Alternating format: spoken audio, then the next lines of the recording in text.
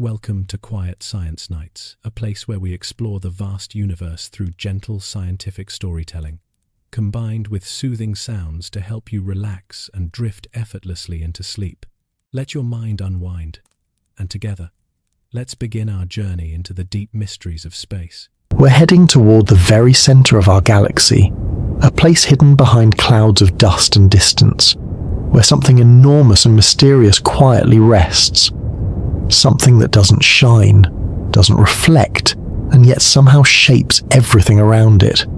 It's called Sagittarius A star, and despite the slightly awkward name, it's one of the most important objects in the Milky Way, a supermassive black hole sitting right at the heart of it all, invisible, silent, and yet unimaginably powerful. The kind of thing that bends space, slows time, and quietly keeps billions of stars in motion. But tonight, we're not rushing into equations or diagrams. We're not here to solve anything or prove anything. Instead, we're just going to sit with a simple question, one that turns out to be surprisingly slippery the longer you think about it. How big is Sagittarius A star, really? It sounds like it should have a straightforward answer. A number, perhaps. A measurement.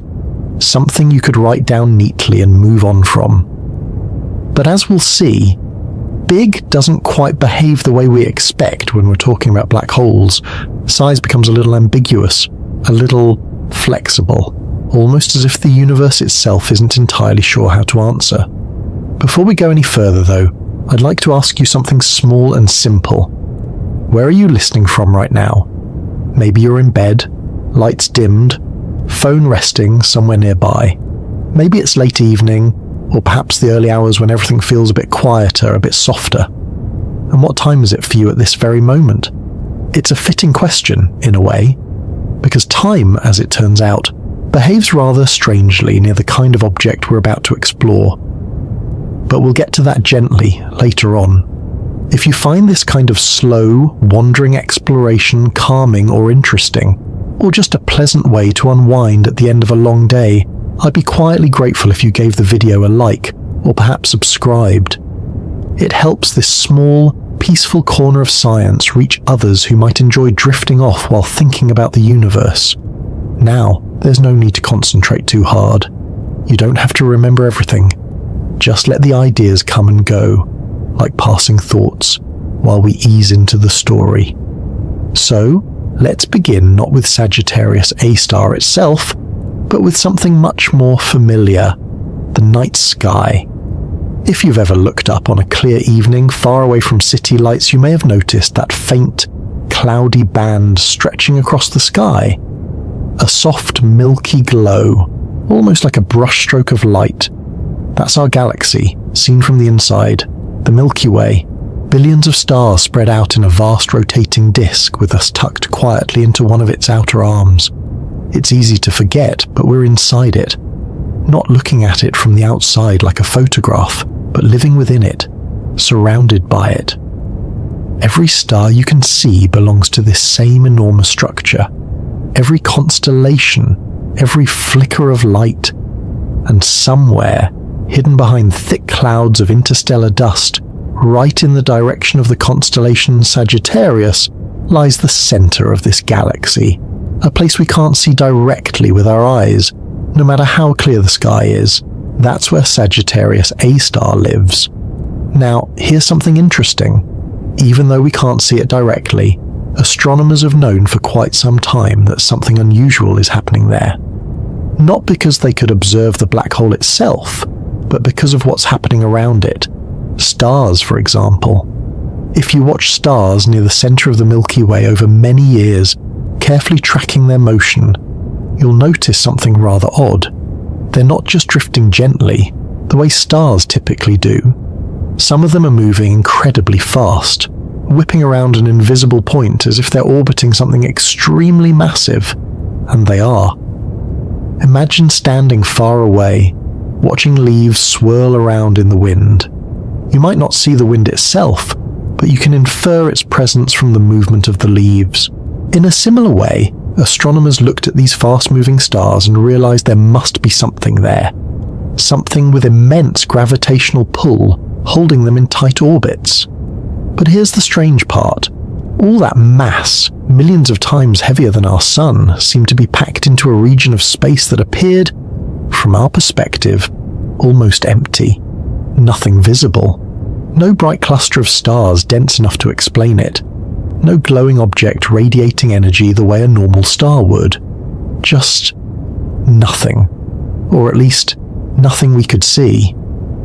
Over time, with better instruments and more precise observations, the picture became clearer. The only thing that could explain such a massive, compact and invisible object was a black hole. Not just any black hole, but a supermassive one. Something far larger than the black holes formed by collapsing stars. And so, Sagittarius A star became the accepted explanation, the hidden anchor at the center of our galaxy. But that still leaves us with our question: how big is it? Now, you might be tempted to imagine something enormous in a very literal sense. A giant dark sphere, perhaps, stretching across space like some cosmic void. And in a way, that's not entirely wrong. But it's also not quite right.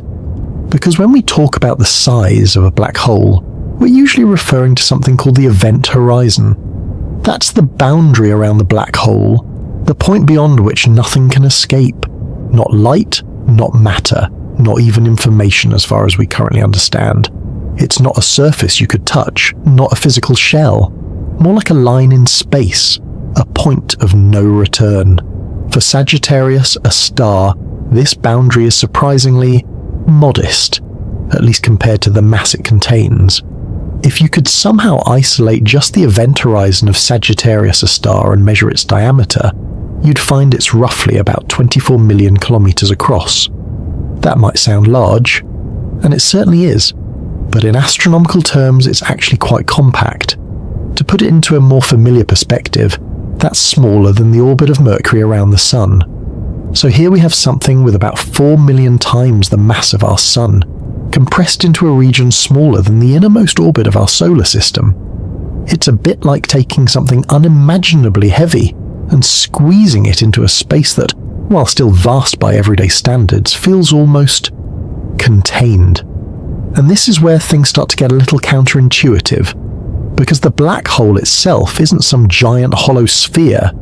It's not an empty bubble or a tunnel or a swirling vortex you could point to and say, there it is. What we call the size is really just that boundary, the event horizon. Beyond it, the structure of space and time becomes so distorted that our usual ideas of size begin to lose their meaning. In a way, asking how big a black hole is can feel a bit like asking how big a shadow is. It depends on how you define it, where you draw the line, what you consider to be the edge. And yet, even with that ambiguity, we still try to picture it, to compare it to things we know. So imagine for a moment placing Sagittarius A star at the center of our solar system, right where the Sun is now. Everything else remains the same. The planets, their orbits, their distances. What would change? Surprisingly, not as much as you might expect, at least in terms of gravity at large distances. Earth, for instance, would continue orbiting in much the same way it does now. Because gravity depends on mass and distance, and Sagittarius A star has the same mass that's currently influencing the stars around it. But the Sun itself, the light, the warmth, would be gone, replaced by something invisible, and at the very center, instead of a glowing star, you'd have that event horizon. A dark region about the size of Mercury's orbit. Everything inside that boundary would be unreachable, lost to the outside universe. It's a strange image. A solar system still moving, still orbiting, but centered around something you can't see. And perhaps that's part of what makes Sagittarius A star so fascinating.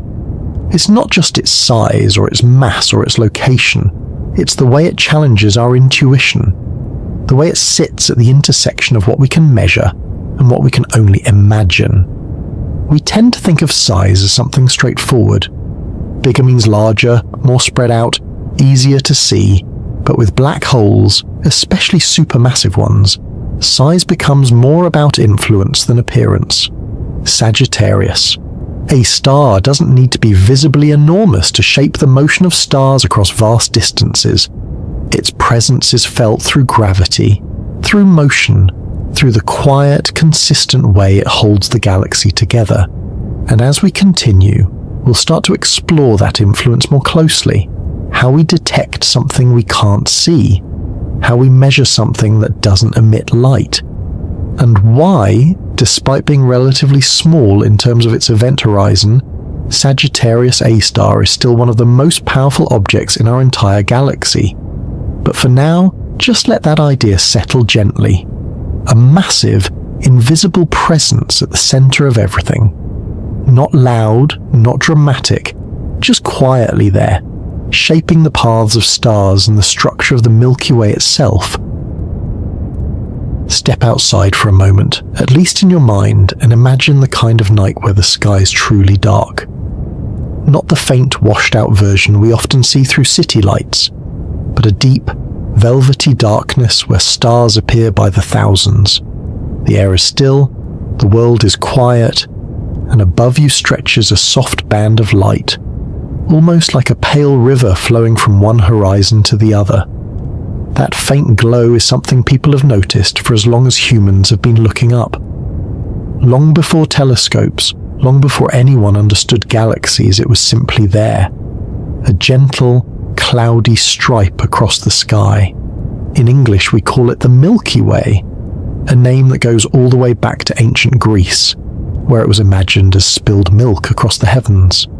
Other cultures saw it differently. Some imagined it as a celestial river, others as a pathway of spirits or a bridge between worlds. Whatever the story, the experience is always the same. You look up, and something about that glowing band feels deeper than the rest of the sky, as if there's more going on there, something just out of reach. And in a way, that feeling is exactly right, because what you're actually seeing is not a cloud, not a mist, but the combined light of billions of distant stars, so many that they blur together into that soft, luminous haze. You're looking along the plane of our galaxy, through layer upon layer of stars, gas, and dust, all stacked together across unimaginable distances. Now here's where it becomes a little more personal. You're inside that structure. It's easy to forget because we never get an outside view. We don't see the Milky Way the way we see pictures of other galaxies, those elegant spirals floating in the darkness. Instead, we're embedded within it, like being inside a forest and trying to understand its shape by looking between the trees. And because we're inside, our perspective is limited.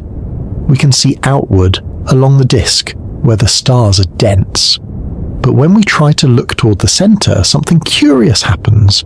The view becomes obscured. Not empty, not blank, but hidden. Between us and the center of the galaxy lies a vast amount of interstellar dust, tiny particles scattered throughout space that are very good at blocking visible light.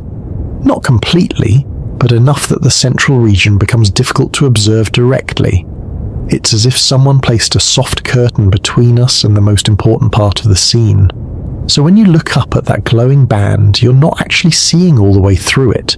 You're seeing layers, overlapping structures, and a great deal of light that has traveled thousands of years just to reach your eyes, only to be partially dimmed along the way. And right in the direction of the constellation Sagittarius, toward the thickest, brightest part of that band, lies the true heart of the Milky Way. But you won't see it, not with your eyes, and not even with a simple telescope. This is one of those quiet little paradoxes of astronomy.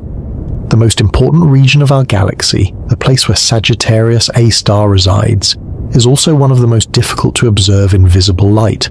It's there, constantly influencing everything around it, yet hidden behind a veil of dust and distance. So how do we know it's there at all? Well, the answer begins with a shift in how we look. Because while visible light is easily blocked by dust, other forms of light can pass through more easily. Infrared light, for example, has longer wavelengths that can slip between those tiny dust particles. Radio waves, too, can travel through regions that would otherwise appear opaque. So astronomers, being quite resourceful, simply change their approach. Instead of relying only on visible light, they began observing the galaxy in these different wavelengths. And when they did, something remarkable started to emerge. The center of the Milky Way, previously hidden, began to reveal itself. Not as a clear, simple picture, but as a complex, crowded region filled with stars, gas clouds, and energetic activity. A place far denser and more dynamic than the relatively quiet neighborhood we live in. And at the very center of that region, there was something unusual. Not a bright object, not a glowing star cluster, but a compact source of radio emissions. A point that seemed to be radiating energy, yet remained invisible in the usual sense. This source was given a name that sounds a bit technical, but has become quite familiar over time. Sagittarius A star, pronounced Sagittarius A star. The Sagittarius part refers to its location in the sky, in the direction of that constellation. The A comes from a system used to label radio sources in that region, and the little star symbol, the asterisk, was added later, almost as a subtle hint that this particular source was something special. At the time, though, no one knew exactly what it was. It was just there, a point of interest, a mystery waiting to be understood. But before we get ahead of ourselves, let's take a moment to appreciate just how far away this hidden heart actually is. Sagittarius. A star sits about 26,000 light-years from Earth. That means the light, or rather the radio waves and infrared signals we detect from that region, have been traveling for 26,000 years before reaching us.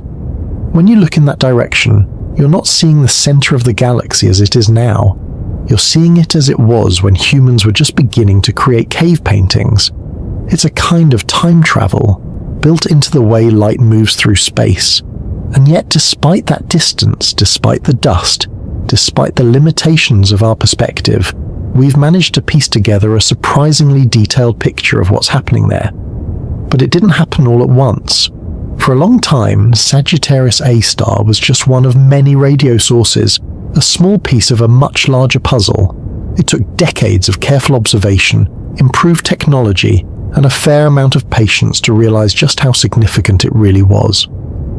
Because as astronomers continued to study the central region, tracking the motion of stars and the behavior of gas clouds, a pattern began to emerge. Things near the center were moving, very fast, not just slightly faster than usual, but extraordinarily fast. Some stars were whipping around the center at thousands of kilometers per second, tracing tight, elongated orbits that suggested an incredibly strong gravitational pull. And here's the key detail. All of that motion pointed to a single central location, a point that matched almost perfectly with the position of Sagittarius A star. It was as if everything in that region was dancing around an invisible anchor. Now, imagine trying to explain that without invoking something extreme.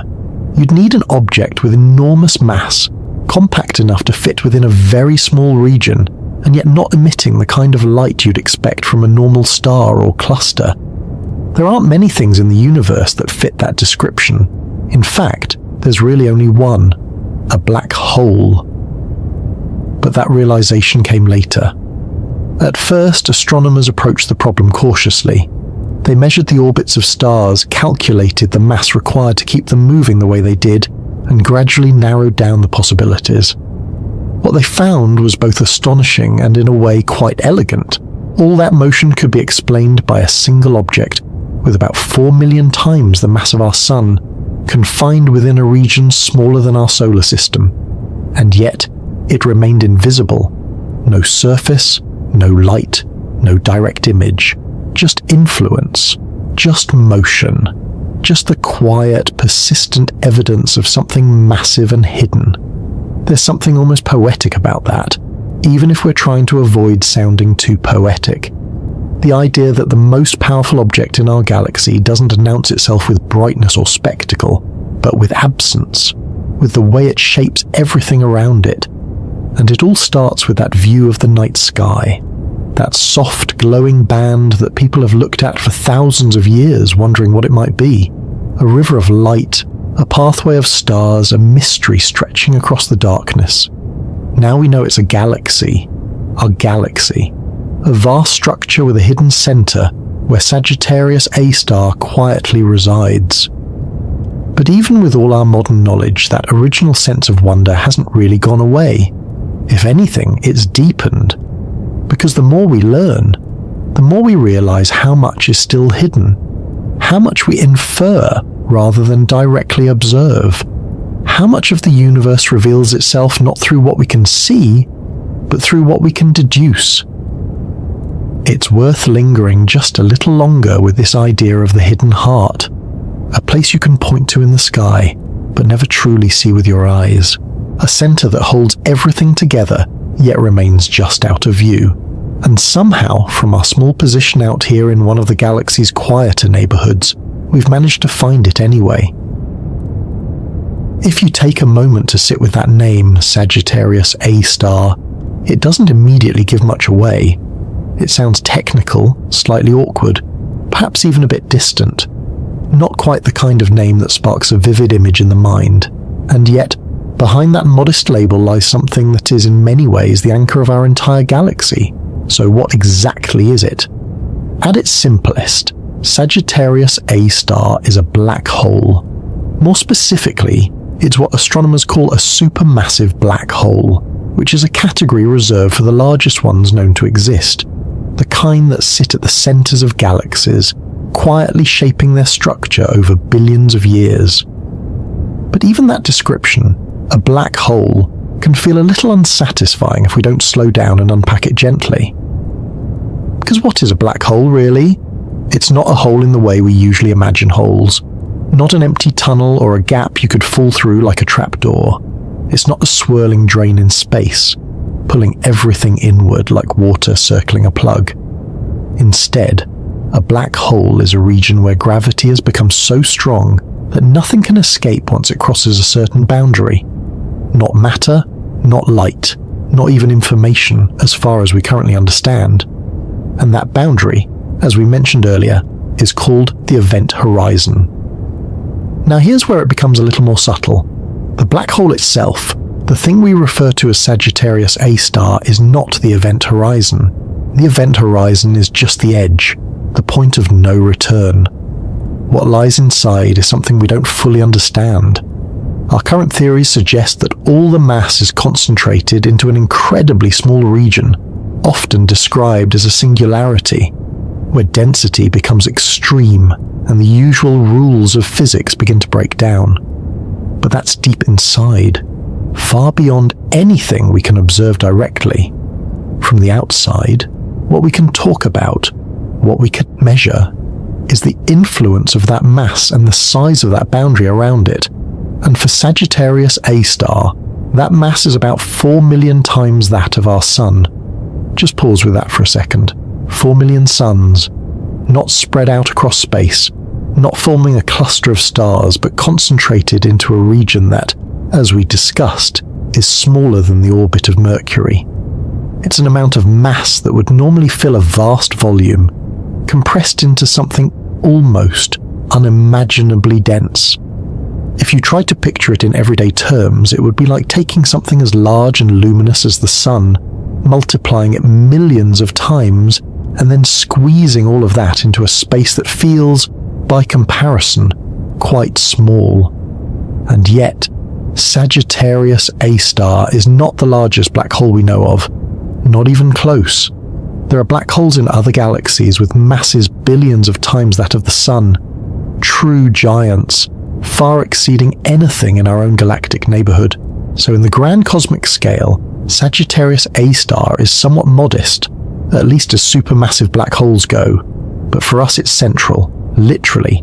It sits right at the center of the Milky Way, acting as a kind of gravitational anchor for the entire galaxy. Not in the sense that it single-handedly holds every star in place, but as part of the overall mass distribution that shapes how the galaxy moves and evolves. Now here's something that often surprises people. Sagittarius A star is not actively pulling in everything around it in a dramatic, chaotic way.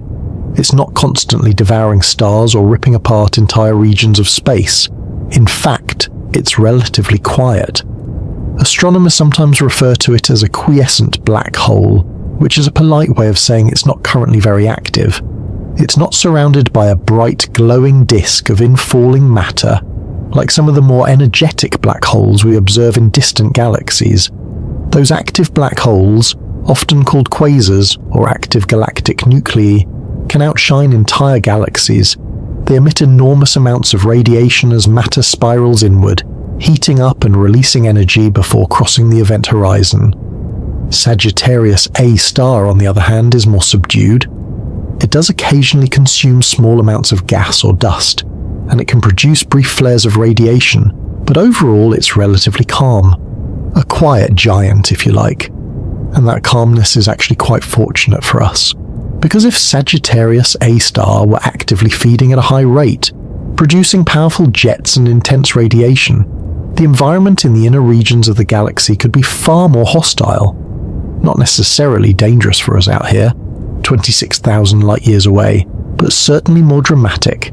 Instead, it sits there, largely invisible, its presence revealed not through brightness, but through motion. And this is one of the key ideas to hold on to. We don't see Sagittarius A star in the usual sense. We infer it. We detect it through its effects on nearby stars, through the way those stars move, through the energy emitted by matter in its vicinity. It's a bit like hearing footsteps in the next room. You don't see the person directly, but you know they're there because of the sound, the movement, the subtle signs that something is happening. In the case of Sagittarius A star, those footsteps are the orbits of stars. Some of these stars, known as S stars, have been observed for decades. Astronomers have tracked their paths with incredible precision, watching them loop around the center of the galaxy in elongated orbits. One of the most famous of these is a star called S2. S2 completes an orbit around Sagittarius A star roughly every 16 years. At its closest approach, it comes remarkably near the central black hole, moving at speeds of several thousand kilometers per second. That's fast enough to cross the distance from Earth to the Moon in just a couple of minutes, and yet it remains in orbit, tracing a predictable path, as if tethered to something unseen.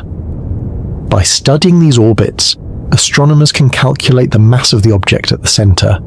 It's a bit like watching planets orbit the Sun and using their motion to determine how massive the Sun must be, except in this case, the central object isn't shining, it's not visible, it's just there. And the calculations all point to the same conclusion: a compact object with millions of solar masses, confined to a very small region. There's really no other explanation that fits, and so Sagittarius A star becomes more than just a name. It becomes a kind of focal point for our understanding of black holes, of galactic structure, of gravity itself. But there's still something slightly elusive about it, isn't there? Even after describing its mass, its location, its nature as a black hole, it doesn't quite settle into a simple mental picture. It resists being visualized in the way we might picture a planet or a star. Part of that is because it doesn't emit light in the usual way. There's no glowing surface, no visible outline. Even the event horizon, that boundary we talked about, doesn't look like a solid edge. It's defined by what we can't see, by the absence of escaping light. And part of it is because the physics involved stretches our everyday intuition. Gravity behaving in ways we don't encounter on Earth. Time passing differently depending on your proximity to the object. Space itself curving in response to mass. These are not things we can easily imagine, at least not without a bit of effort. So instead, we build our understanding piece by piece. We observe, we measure, we compare. We create models that match what we see, and we refine them over time. And slowly, something that was once completely hidden becomes, if not visible, then at least understandable. Sagittarius A star is not just an abstract idea. It's a real object with measurable properties, influencing real stars, sitting at a real location in our galaxy. And yet, it remains just out of reach. You can't point a telescope and see it the way you'd see Jupiter or Saturn. You can't capture it in a simple photograph without complex techniques and global collaborations. It exists at the edge of what we can observe directly, and just beyond that edge lies something even more mysterious. But that's part of what makes this journey interesting, because the question we started with, how big is Sagittarius A star, turns out to be only the beginning. Understanding what it is, how it behaves, how we detect it, all of these pieces gradually come together to give that question meaning. Size in this context is not just a number. It's tied to mass, to gravity, to the very structure of space around the black hole. Now, there's something quietly fascinating about trying to find an object that you cannot see at all. Not dim, not distant in the usual sense, not hidden behind something you could simply move aside. Truly invisible. No light reflecting off it, no glow announcing its presence. Just nothing, at least at first glance. And yet somehow, we've managed to locate Sagittarius A star, study it, measure it, and even begin to understand it in surprising detail. So how do you find something like that? Well, the answer begins with a shift in perspective. Instead of asking, where is it? In the usual visual sense, astronomers ask a slightly different question. What is it doing to everything around it? Because even if you can't see an object directly, you can often detect its influence. The way it pulls, the way it moves things, the way it changes the behavior of its surroundings. Imagine for a moment that you're watching a perfectly still pond at night. You can't see what's beneath the surface, but suddenly ripples begin to spread outward. Something has disturbed the water. You don't see the object itself, but you know it's there because of the effect it has created. In many ways, that's exactly how Sagittarius A star was found. Astronomers didn't begin by seeing the black hole itself. They began by observing the region around the center of the Milky Way, carefully, patiently, over many years. They watched the stars, tracked their motion, measured their positions again and again, building up a kind of slow-motion record of how they moved through space. And what they saw was unusual. Stars near the galactic center weren't drifting gently along like most stars in the galaxy. Some of them were moving incredibly fast, tracing tight, curved paths around a point that seemed to contain a tremendous amount of mass. It's worth pausing here, just to appreciate how subtle this process is. These stars are not close to us. They're tens of thousands of light years away. From Earth, they appear as tiny points of light, barely distinguishable from one another, and yet, with precise instruments and careful observation, astronomers can detect their motion, even over such vast distances. It's like watching a firefly from miles away and noticing that it's slowly drifting in a circle. Over time, those tiny shifts add up. Patterns emerge, orbits become clear, and those orbits tell a story. Because when an object moves in a curved path, especially a tight orbit, it means something is pulling on it, something with gravity. And the tighter and faster the orbit, the stronger that gravitational pull must be. So astronomers began to ask, what kind of object could produce such strong gravity in such a small region? To answer that, they turned to one of the most reliable tools in physics, motion. If you know how fast something is moving and how far it is from the center of its orbit, you can calculate the mass of whatever it's orbiting. This is the same principle that allows us to determine the mass of the Sun by observing the motion of planets. In the case of Sagittarius A star, the results were striking. The stars closest to the center were moving so quickly that the object they were orbiting had to contain millions of times the mass of the Sun. And all of that mass had to be confined within a very small volume. Otherwise, the orbits wouldn't be as tight as they are. Now, at this point, you might wonder if it could be something else. A dense cluster of stars, perhaps, all packed closely together. It's a reasonable idea. But there's a problem with that. If you tried to pack millions of stars into such a small region, they wouldn't remain stable for very long. They would interact, collide, and scatter. The cluster would quickly disperse or collapse into something else. it wouldn't maintain the kind of stable, compact configuration required to explain the observations. In other words, the numbers don't work. So astronomers kept narrowing down the possibilities. What they needed was an object with enormous mass, extremely compact size, and no visible emission of light consistent with a normal star or cluster. And eventually, all the evidence pointed in one direction: a black hole. But even then, it wasn't a sudden moment of discovery, like flipping on a light switch. It was more gradual, more careful. A process of building confidence, of checking and rechecking observations, of refining measurements and eliminating alternatives. One of the most important pieces of evidence came from long-term studies of individual stars, especially those S-stars we mentioned earlier. These stars orbit very close to Sagittarius A star, and their paths can be tracked with remarkable precision. Over years and decades, astronomers have watched them complete full orbits, tracing out elliptical paths that align perfectly with what you would expect if they were orbiting a single, massive object. One star in particular, S2, has been especially useful. Every 16 years or so, it completes a full orbit around the galactic center.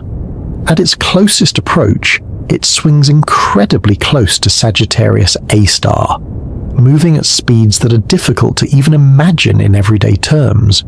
And as it does so, its motion follows the predictions of Einstein's theory of general relativity with impressive accuracy.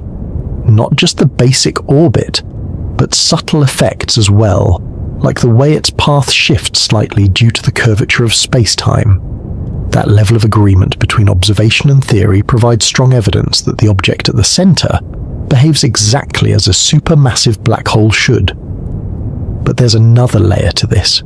It's not just about stars.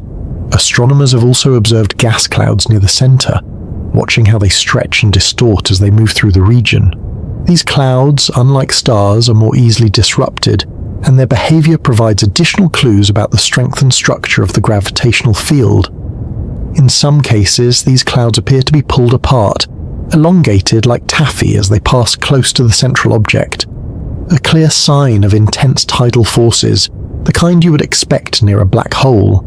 So, piece by piece, the picture becomes clearer. You have stars moving in precise orbits, gas clouds stretching under extreme gravity, radio emissions coming from a compact source, and all of it centered on a single point in space. And yet, if you were to look at that point with your eyes, you would see nothing at all. That's the strange part. All of this knowledge, all of these measurements come from indirect observation, from inference, from careful analysis of what we can see, rather than direct detection of the object itself. It's a bit like reconstructing the shape of an invisible object by watching how it casts a shadow. And in a way, that's exactly what we're doing. Now, over time, technology has improved, and we've found ways to get closer to actually seeing Sagittarius A star, at least in a limited sense. Techniques like very long baseline interferometry allow astronomers to combine data from telescopes spread across the Earth, effectively creating a virtual telescope the size of the planet. This makes it possible to resolve incredibly fine details, even at the distance of the galactic center. And with these methods, we've been able to detect structures near the event horizon, to observe the behavior of matter in its immediate vicinity, and even to capture images that hint at its presence. But even those images are not straightforward photographs. They're interpretations, reconstructions based on data shaped by models and algorithms. They show us the effects of the black hole, the light bending around it, the glow of hot gas nearby, but not the black hole itself, in the way we might expect. Because by its very nature, it cannot be seen directly. And that brings us back to the original challenge. Finding something you can't see. It requires patience, creativity, and a willingness to trust indirect evidence. To build a picture from motion, from energy, from subtle shifts in light and position. It's not about pointing and observing in the usual sense. It's about listening, in a way, to what the universe is telling us through its behavior, And Sagittarius A is a perfect example of that. It doesn't announce itself with brightness or spectacle. It doesn't stand out against the background as an obvious object. Instead, it reveals itself quietly, through the way it shapes its surroundings, through the paths of stars, the flow of gas, the faint signals that reach us after tens of thousands of years. And by paying attention to those details, by carefully piecing them together, we've managed to locate something that, in a very real sense, cannot be seen at all. Once you've found an invisible object, the next question arises naturally. How do you measure it? Long before anyone felt confident enough to say, there is a black hole at the center of our galaxy, there were only hints, subtle, patient, almost easy to overlook if you weren't paying very close attention. And those hints came not from something glowing or dramatic, but from motion, from stars quietly moving in ways that didn't quite match expectations. If you imagine the night sky again, filled with stars, it's easy to think of them as fixed points, calm, steady, almost unmoving, and in everyday experience that's true. Over the course of a single night, or even many nights, stars seem to hold their positions, rising and setting with a kind of gentle predictability. But if you watch them over years, or even decades, something else becomes apparent. They move, very slowly usually, drifting through space, each following its own path around the center of the galaxy. And for most stars, those paths are wide and gradual, taking hundreds of millions of years to complete a single orbit. Nothing hurried, nothing dramatic.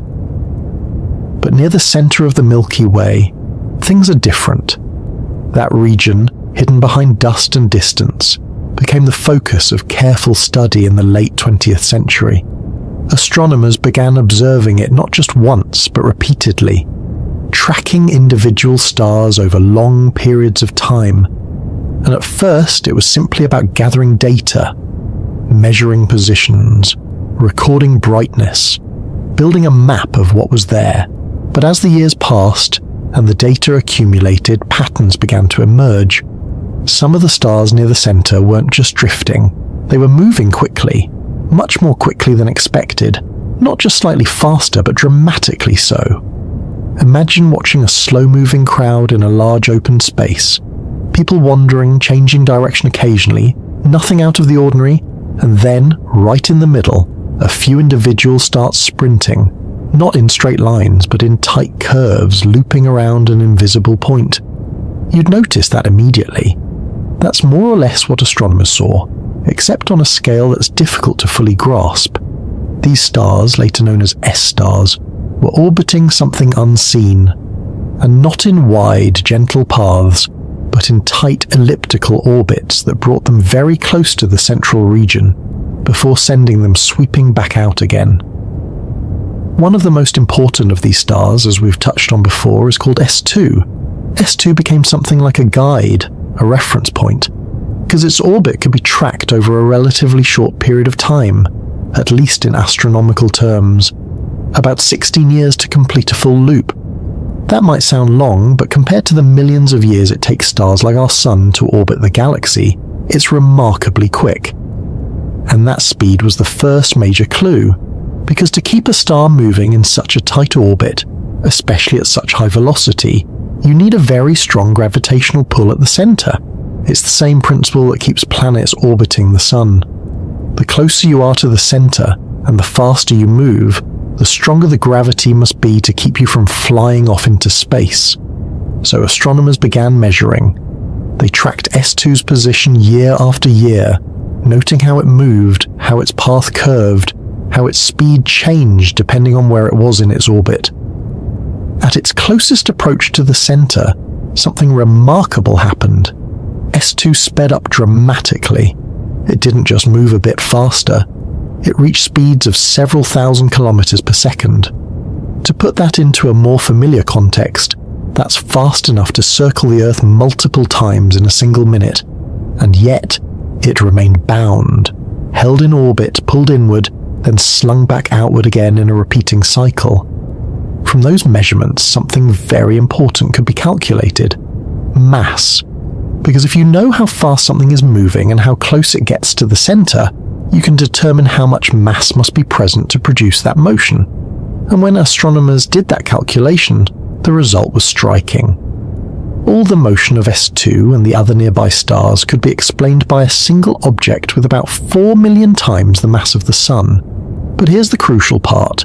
That mass had to be concentrated in a very small region, not spread out over a large area, not distributed among many stars, but confined tightly enough that these stars could pass close by without encountering anything directly. If it were a cluster of stars dense enough to account for that mass, we would expect to see interactions, collisions, disruptions, chaotic behavior. But that's not what was observed. The orbits were smooth, predictable, consistent with a single, compact gravitational source. It's a bit like watching a planet orbit the Sun. You don't see the Sun pulling on it directly, but the motion tells you everything you need to know. Only in this case, the Sun was invisible and far more massive. Now, this wasn't something that was concluded overnight. It took years of observation, multiple teams, and increasingly precise instruments.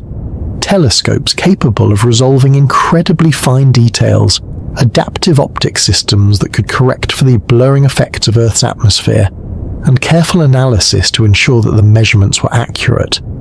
But as the data improved, the picture became clearer. Star after star, orbit after orbit, all pointing to the same conclusion. There was something at the center, something massive, something compact, and something we could not see directly. There's a quiet elegance in that kind of discovery. No sudden flash, no dramatic reveal. Just a gradual tightening of the evidence, like pieces of a puzzle falling into place one by one. And along the way, there were moments that must have felt particularly satisfying. For example, when S2 completed its orbit and returned to a position it had occupied years before, confirming that its path was not random, not temporary, but part of a stable, repeating pattern. Or when the measurements became precise enough to detect subtle effects predicted by Einstein's theory of general relativity. Because as S2 passed close to the central object, its orbit didn't follow a perfect ellipse. It shifted slightly, precessing in a way that matched the predictions for motion in a curved space-time. That's not something you would expect from a simple cluster of stars. It's something you would expect near a black hole. And so, the strange motions of stars, once just an intriguing observation, became strong evidence for something much deeper. They told us not just that there was mass at the center of the galaxy, but that this mass behaved in a very specific way. Compact, invisible, extremely dense, a black hole. But even at that stage, there was still a sense of caution. Science tends to move carefully, especially when dealing with objects that challenge our intuition. The term black hole carries a lot of weight, both scientifically and culturally, so it's not applied lightly. Astronomers wanted to be sure.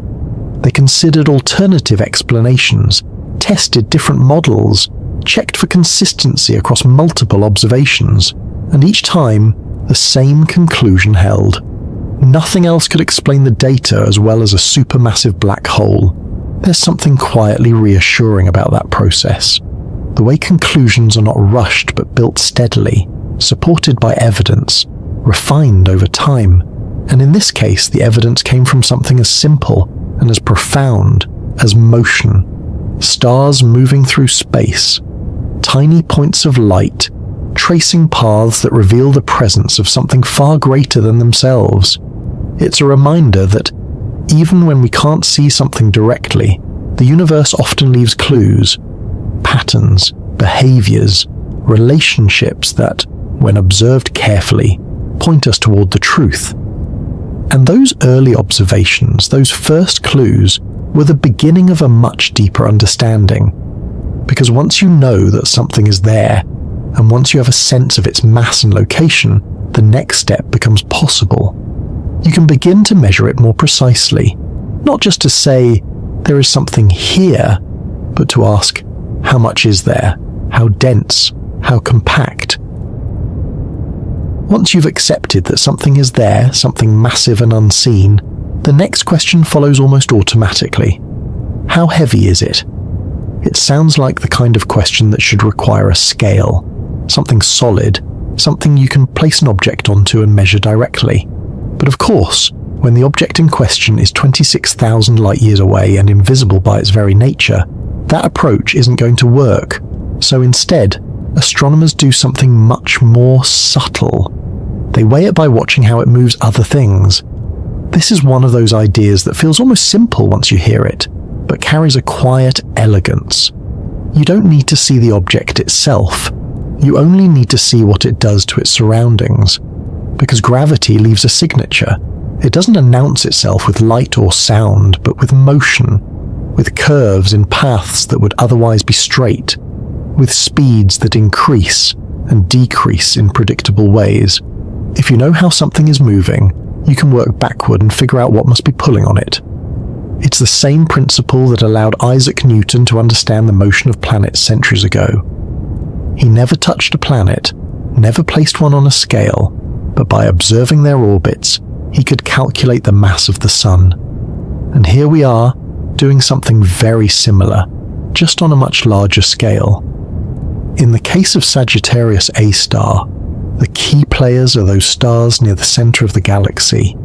The S stars we've been talking about, they're not just interesting because they move quickly, but because their motion is measurable with extraordinary precision.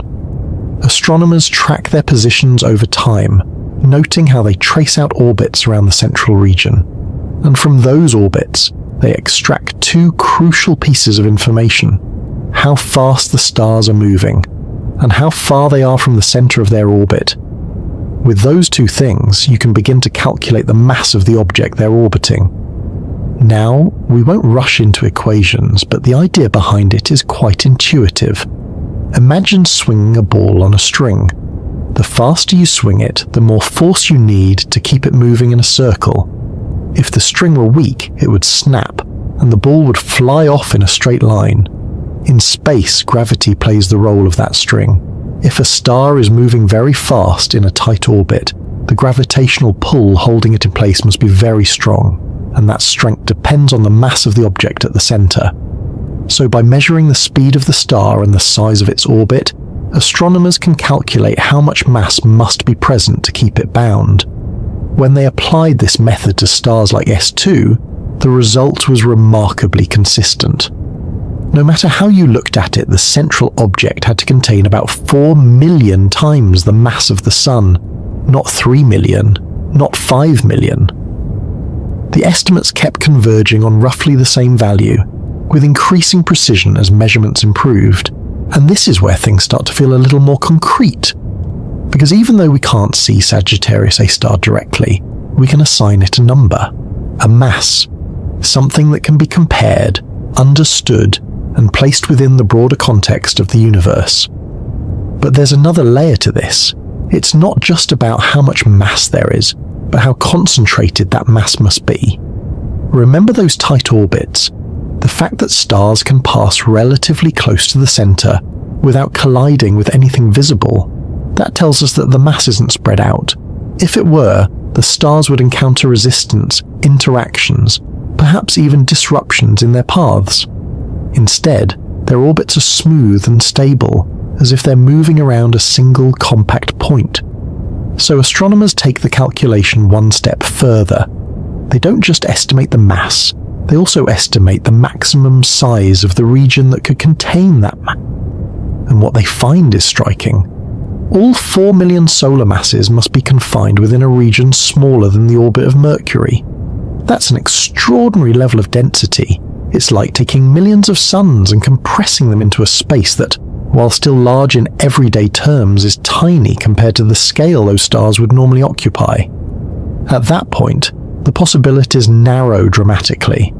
There are very few objects in the universe that can contain that much mass in such a small volume without producing visible light or other signatures of normal matter. And once again, the conclusion points in the same direction: a black hole. But even within that conclusion, there's room for refinement, because the measurements don't stop at mass. Astronomers can also observe how the star's orbits change over time, not just in their basic shape, but in subtle ways that reveal deeper aspects of the gravitational field.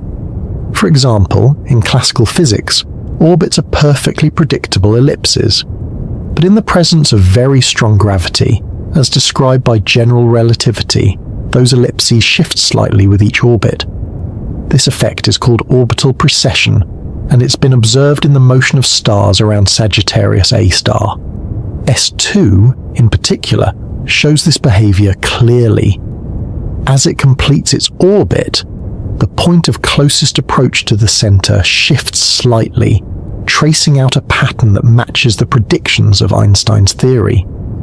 That might sound like a small detail, but it's actually quite significant, because it tells us that the gravitational field near Sagittarius A star behaves exactly as it should if the central object is a black hole, not just in terms of strength, but in terms of how space and time themselves are affected.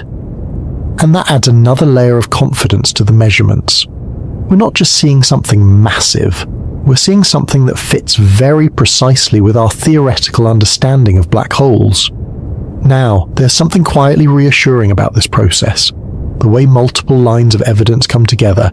You have the speeds of stars, their distances, the shapes of their orbits, the way those orbits shift over time, and even the behavior of gas and radiation in the region. Each piece tells part of the story, and when you put them all together, they form a consistent picture. Sagittarius A star is a supermassive black hole with a mass of about 4 million suns, confined within a region no larger than a small fraction of our solar system. All of that, inferred without ever seeing the object directly. It's a bit like weighing an invisible object by watching how it tilts a table. You can't see the object itself, but you can measure its effect, and from that, deduce its properties. And in this case, the table is the motion of stars, and the tilt is the curvature of their orbits. But there's still something slightly surreal about it, isn't there? The idea that we can measure something so distant, so hidden, with such precision. It speaks to the power of observation, of patience, of building knowledge slowly over time. Because these measurements didn't happen overnight. They required decades of careful tracking, improvements in technology, and a willingness to refine models as new data became available. And even now, the process continues. Astronomers are still observing those stars, still improving their measurements, still looking for new clues that might reveal even more about the nature of Sagittarius A star. Because while we've learned a great deal, there are still questions about how the black hole formed, about how it interacts with its surroundings, about what lies inside that event horizon, beyond the reach of our observations. But when it comes to its mass, its weight, we have a surprisingly clear answer. 4 million suns. A number that, while precise, still feels almost abstract. Because it's not something we can easily visualize. It's not like holding an object in your hand or seeing it in front of you. It's something we understand through its effects, through the quiet, consistent way it shapes the motion of everything around it. Knowing how massive Sagittarius A is only part of the story. If it contains 4 million suns, how big is the region that defines it? It's one thing to say a number, 4 million. It's another thing entirely to sit with what that number actually represents, especially when it's attached to something as familiar and yet as vast as the sun.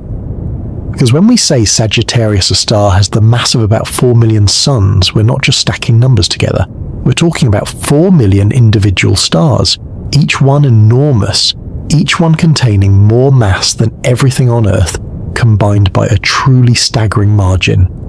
And somehow, all of that is gathered into one place, not spread out across space, not drifting apart, not shining as a cluster, just contained.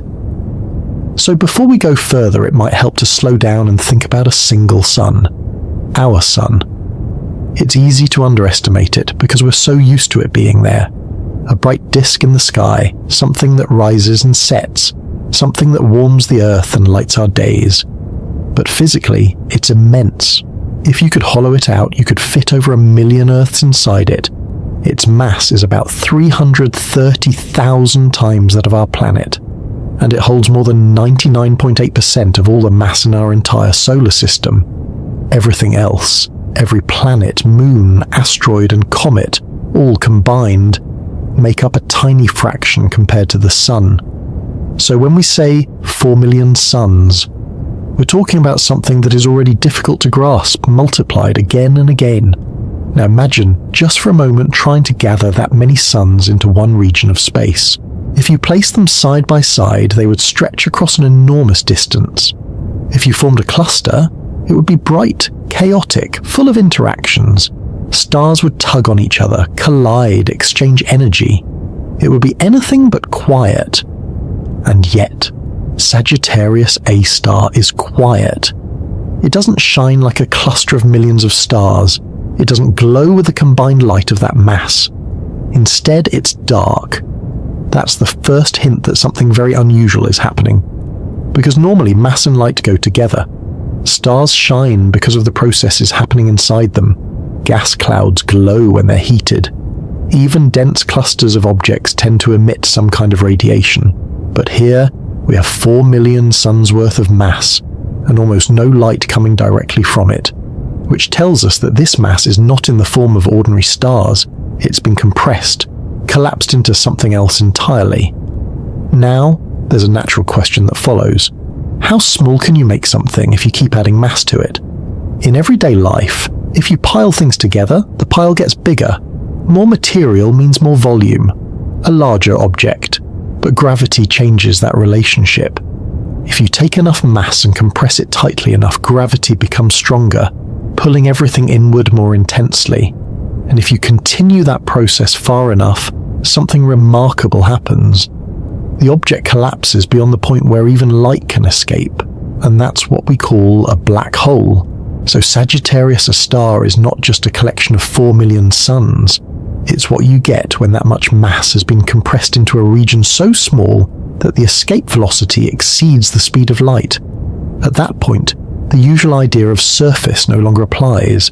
There's no solid boundary, no visible edge, just that event horizon, the boundary beyond which nothing returns.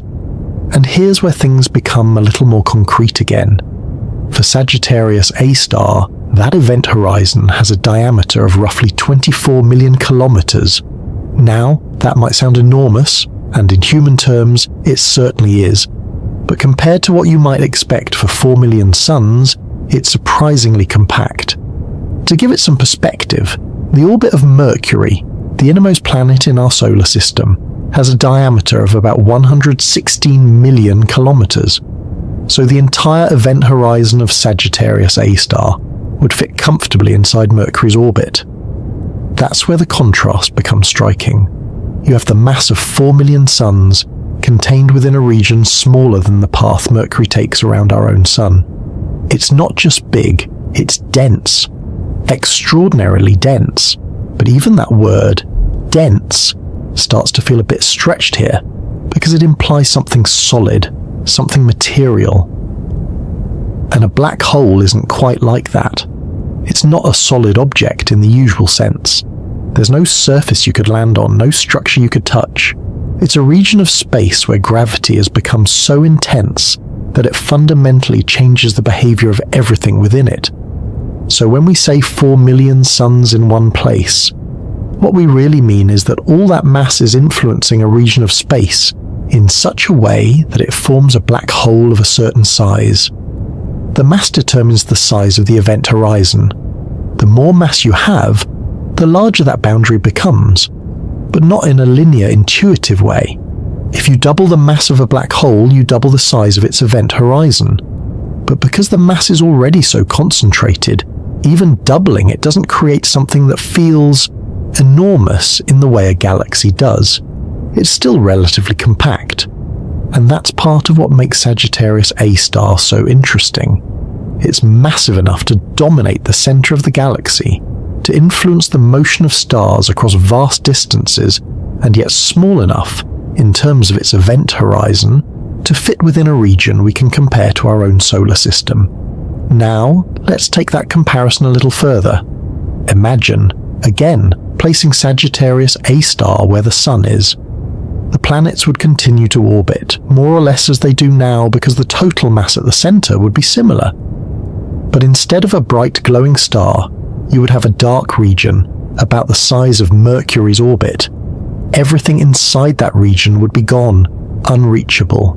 Everything outside would continue its motion, largely unaffected in terms of gravity, but completely changed in terms of light and energy.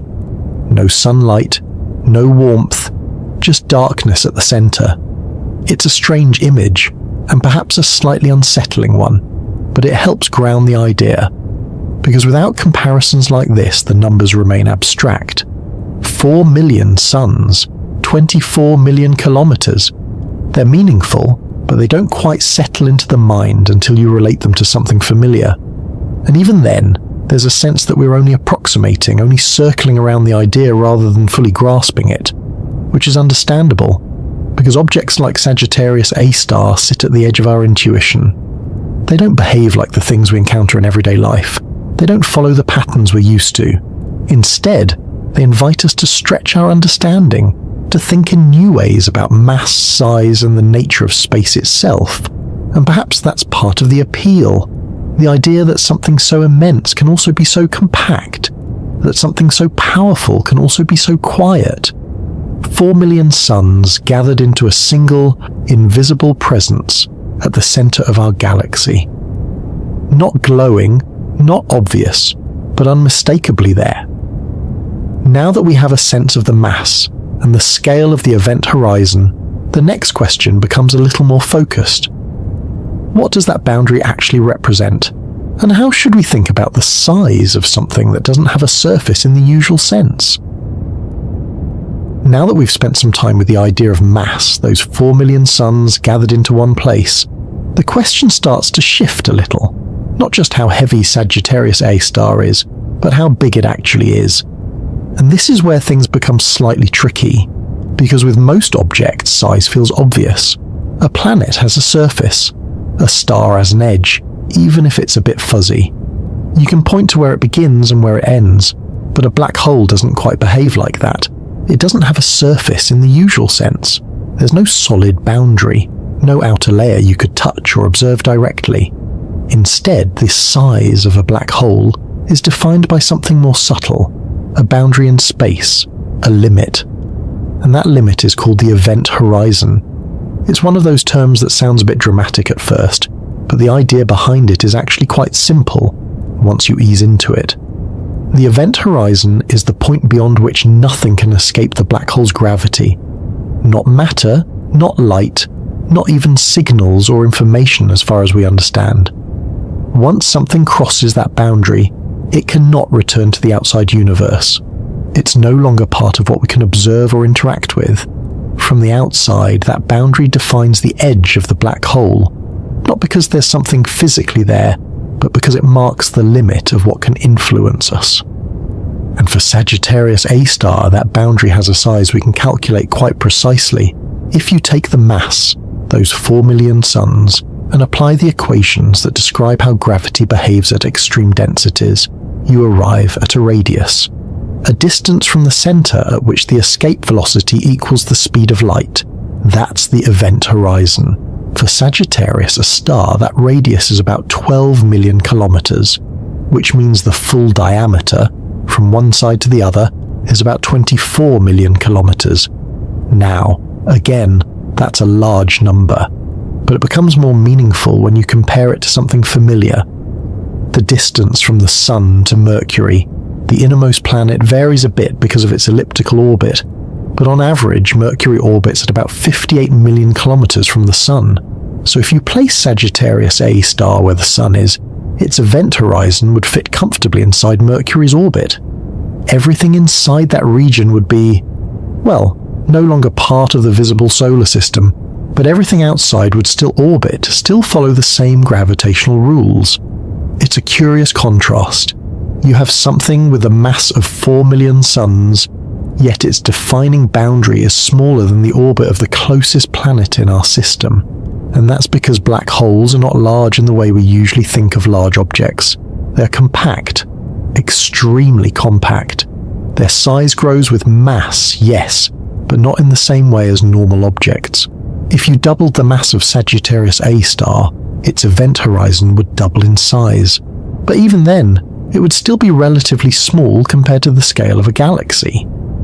This is where the idea of how big is it starts to feel a bit slippery.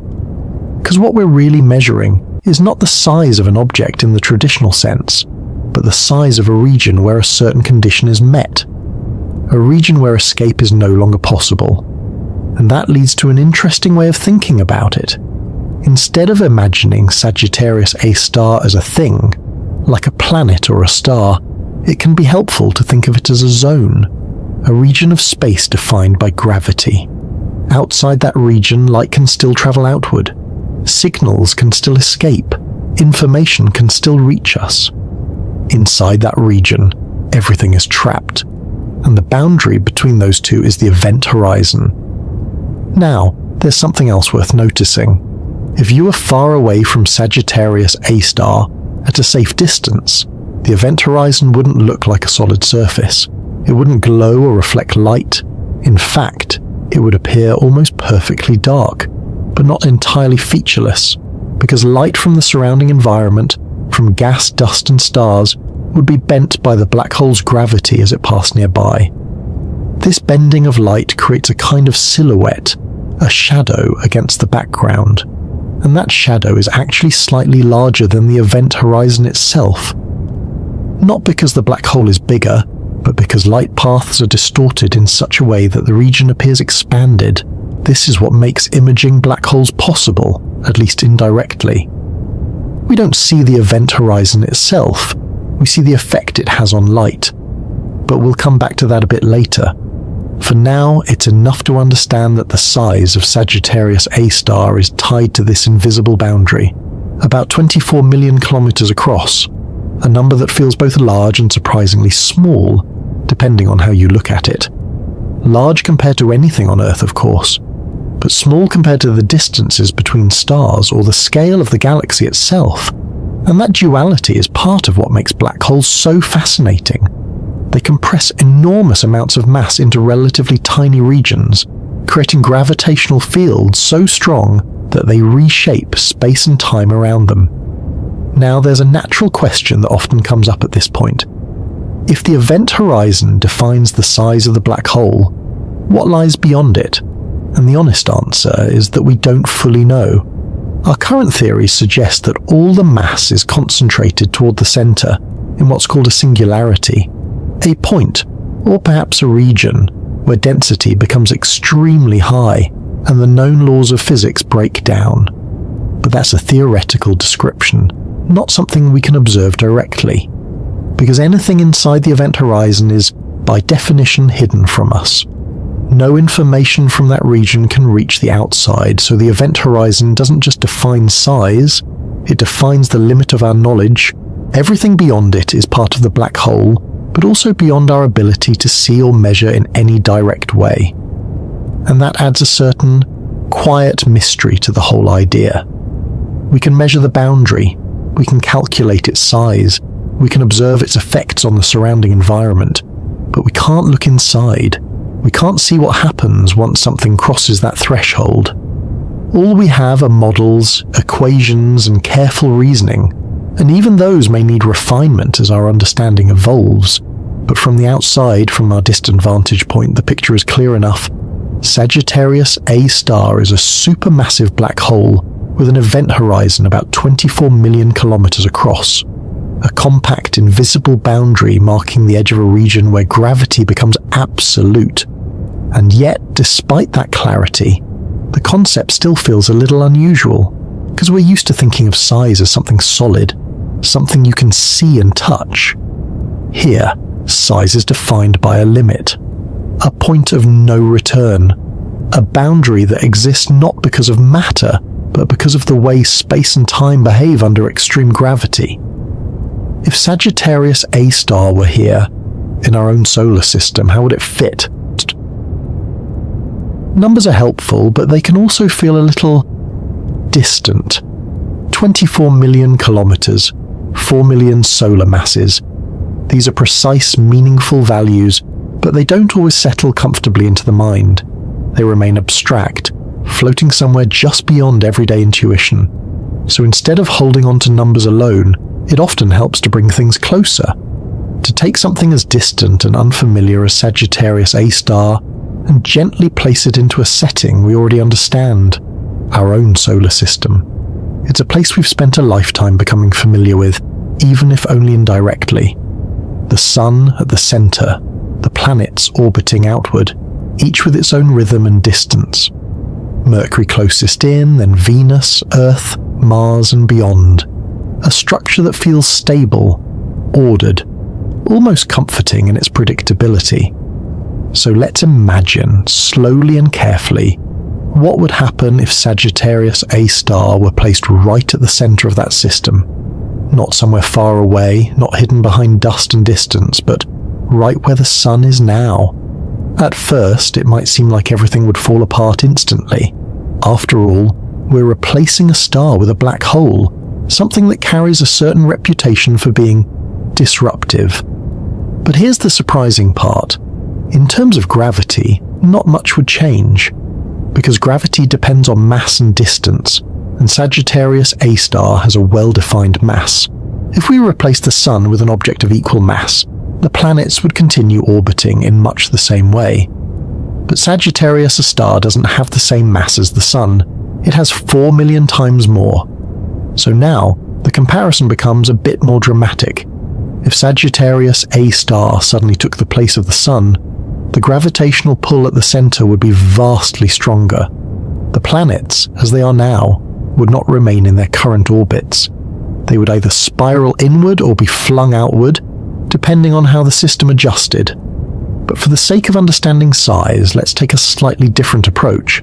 Instead of focusing on the immediate consequences, let's imagine scaling things gently. Let's imagine that Sagittarius A star is placed at the center, and we're simply observing how its size compares to the structure of the solar system as we know it.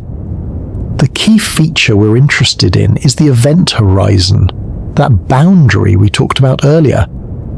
For Sagittarius A star, that boundary is about 24 million kilometers across. Now Mercury, the closest planet to the Sun, orbits at an average distance of about 58 million kilometers. That means the entire event horizon of Sagittarius A star would fit comfortably inside Mercury's orbit, less than half the distance from the Sun to Mercury.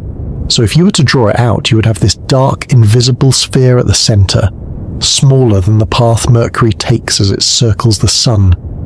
Everything inside that region would be inaccessible. Not just difficult to reach, but fundamentally cut off from the rest of the universe. But everything outside would still be part of the system, and that's where the comparison becomes interesting. Because even though Sagittarius A star contains 4 million times the mass of the Sun, its defining boundary, its size in terms of the event horizon, is still confined to a region that feels, at least in astronomical terms, relatively small. Now, let's extend that picture a little further. Venus orbits at about 108 million kilometers, Earth at around 150 million kilometers, Mars at about 228 million kilometers. All of these distances are far beyond the event horizon of Sagittarius A star. So in this imagined scenario, the inner planets would still be well outside the black hole's boundary. They wouldn't cross the event horizon simply by existing where they are.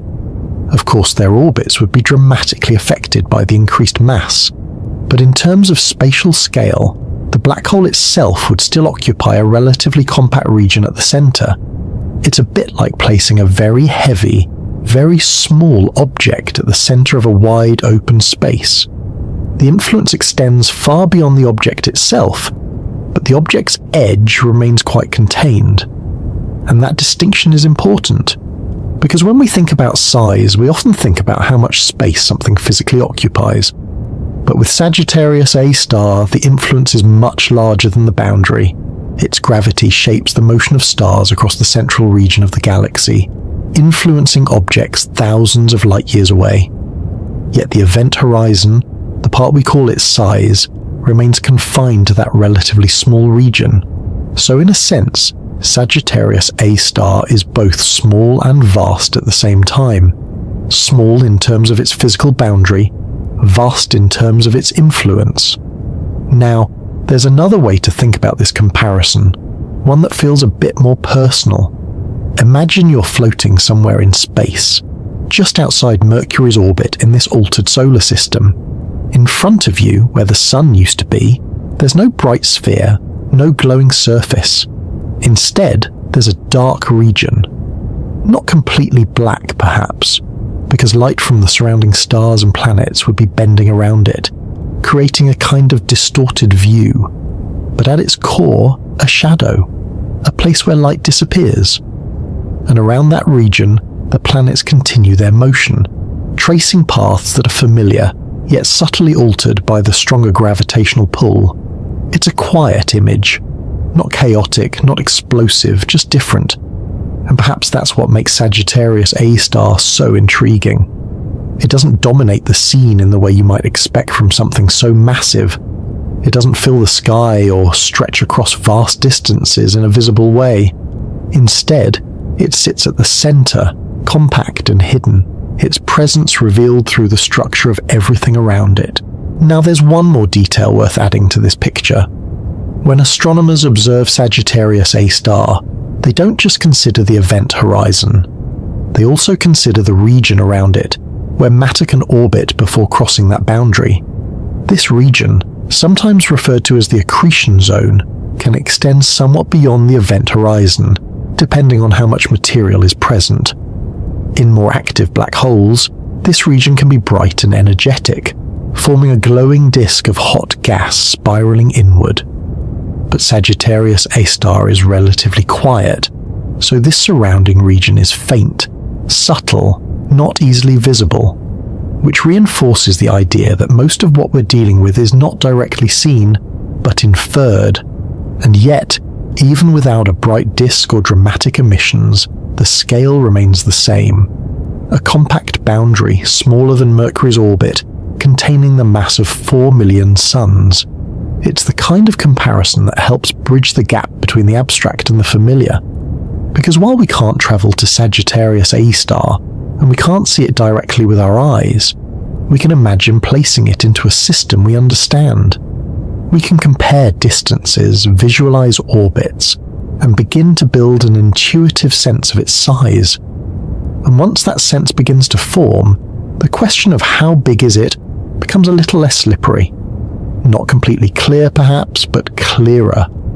A boundary smaller than the innermost orbit of our solar system, a mass far greater than anything we experience directly, and a presence that, despite its compact size, shapes the structure of an entire galaxy. Let's take that idea we've been gently building and follow it just a little further, not just placing Sagittarius A star at the center of our solar system as a comparison, but imagining, in a more direct sense, that it actually replaces the sun. No warning, no transition. One moment the sun is there, warm and familiar, and the next, it's gone.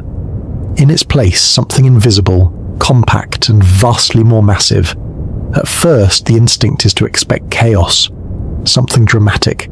Planets spiraling inward, collisions, everything collapsing toward the center in a sudden rush. But the reality, at least in the very first moments, is surprisingly quiet, because gravity, as it turns out, doesn't care what an object is made of, it only cares about mass and distance. If the sun were replaced by something with the exact same mass, Earth would continue orbiting as if nothing had changed.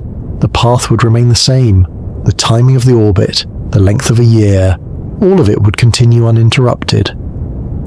But Sagittarius A star is not the same mass as the sun. It's 4 million times heavier, and that changes everything. Now, instead of a gentle gravitational pull that keeps planets in wide, stable orbits, you have something far stronger, a central object whose influence reaches out with much greater intensity. So what would happen? Well, it depends on how we imagine the transition. If Sagittarius A star simply appeared in place of the sun, with all the planets in their current positions and velocities, the system would no longer be in balance. The Earth, for example, is currently moving at about 30 kilometers per second in its orbit around the sun. That speed is perfectly matched to the sun's gravity, creating a stable path. But if the central mass suddenly increases by a factor of 4 million, that same speed is no longer enough to maintain orbit. Earth would begin to fall inward, not instantly, not in a dramatic plunge, but steadily, accelerating as it moves closer to the center. The same would be true for the other planets. Mercury, Venus, Mars, all of them would begin to drift inward, their paths curving more sharply as the stronger gravity pulls them closer. But here's where things remain a bit subtle. Even though the gravitational pull is enormous, space is still vast. The distances between the planets and the center are large enough that this process would take time. Minutes would pass, hours, days. From the perspective of someone on Earth, the first noticeable change wouldn't be gravitational at all. It would be light, or rather, the absence of it. Because Sagittarius A star does not shine. The sun provides nearly all the light and heat that reaches Earth. Without it, the sky would darken almost immediately. Within minutes, daylight would fade into something resembling twilight, and then into full darkness. The stars would become visible even during what used to be daytime, and at the center of the sky where the sun once was, there would be nothing, or almost nothing. Perhaps a faint distortion, a subtle bending of light from the background stars, but no bright disk, no warmth, just a dark region. And slowly, as time passes, the temperature on Earth would begin to drop. The surface would cool, the atmosphere would change, the oceans would start to lose heat. But all of that is separate from the question of size, because even as these changes unfold, Sagittarius A star itself remains compact. Its event horizon, that boundary we've been discussing, is still only about 24 million kilometers across. So even as Earth begins to spiral inward, it's still very far from that boundary. At Earth's current distance, about 150 million kilometers from the Sun, you would be well outside the event horizon of Sagittarius A star. Even Mercury, the closest planet, orbiting at around 58 million kilometers, would still be outside that boundary. So in the early stages, nothing crosses the event horizon. Nothing is immediately swallowed. Instead, everything is drawn inward gradually, following new paths shaped by the increased mass at the center. Now, if we continue this thought experiment a little further, we can imagine what happens as objects move closer. As Earth spirals inward, its speed would increase. Just like S2, the star we talked about earlier, speeds up as it approaches Sagittarius. A star, Earth would begin to move faster and faster. Days would shorten.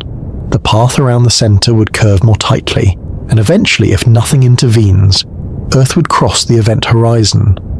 But here's something that might feel surprising. From the perspective of someone falling toward a black hole, crossing the event horizon is not a dramatic moment. There's no sudden wall, no visible boundary, no clear sign that you've passed a point of no return. Locally, everything feels normal, at least for a while.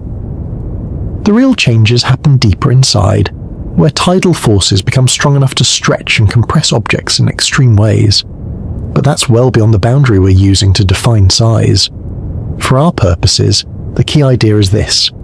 Even with 4 million suns worth of mass, Sagittarius A star occupies a region smaller than Mercury's orbit. Everything we've just imagined, the darkened sky, the shifting orbits, the gradual inward motion, all of it happens outside that boundary, at least initially, which reinforces something we've been circling around. The size of a black hole is not about how far its influence reaches. It's about where that point of no return lies, and that point, for Sagittarius A star, is relatively compact. Now, there's another way to think about this scenario, one that feels a bit less dramatic and a bit more controlled. Instead of imagining Sagittarius A star suddenly replacing the Sun, we could imagine building a solar system around it from the start, placing planets at distances that match its mass, giving them the right speeds to maintain stable orbits. In that case, you could have a system where planets orbit a supermassive black hole in perfectly stable paths, much like stars orbit Sagittarius A star in the center of the Milky Way. The difference would be the absence of light. No central star, no steady source of energy, just a dark center with planets moving around it. It's a strange idea, but not impossible in principle, and it highlights something important. Sagittarius. A star is not inherently destructive at a distance.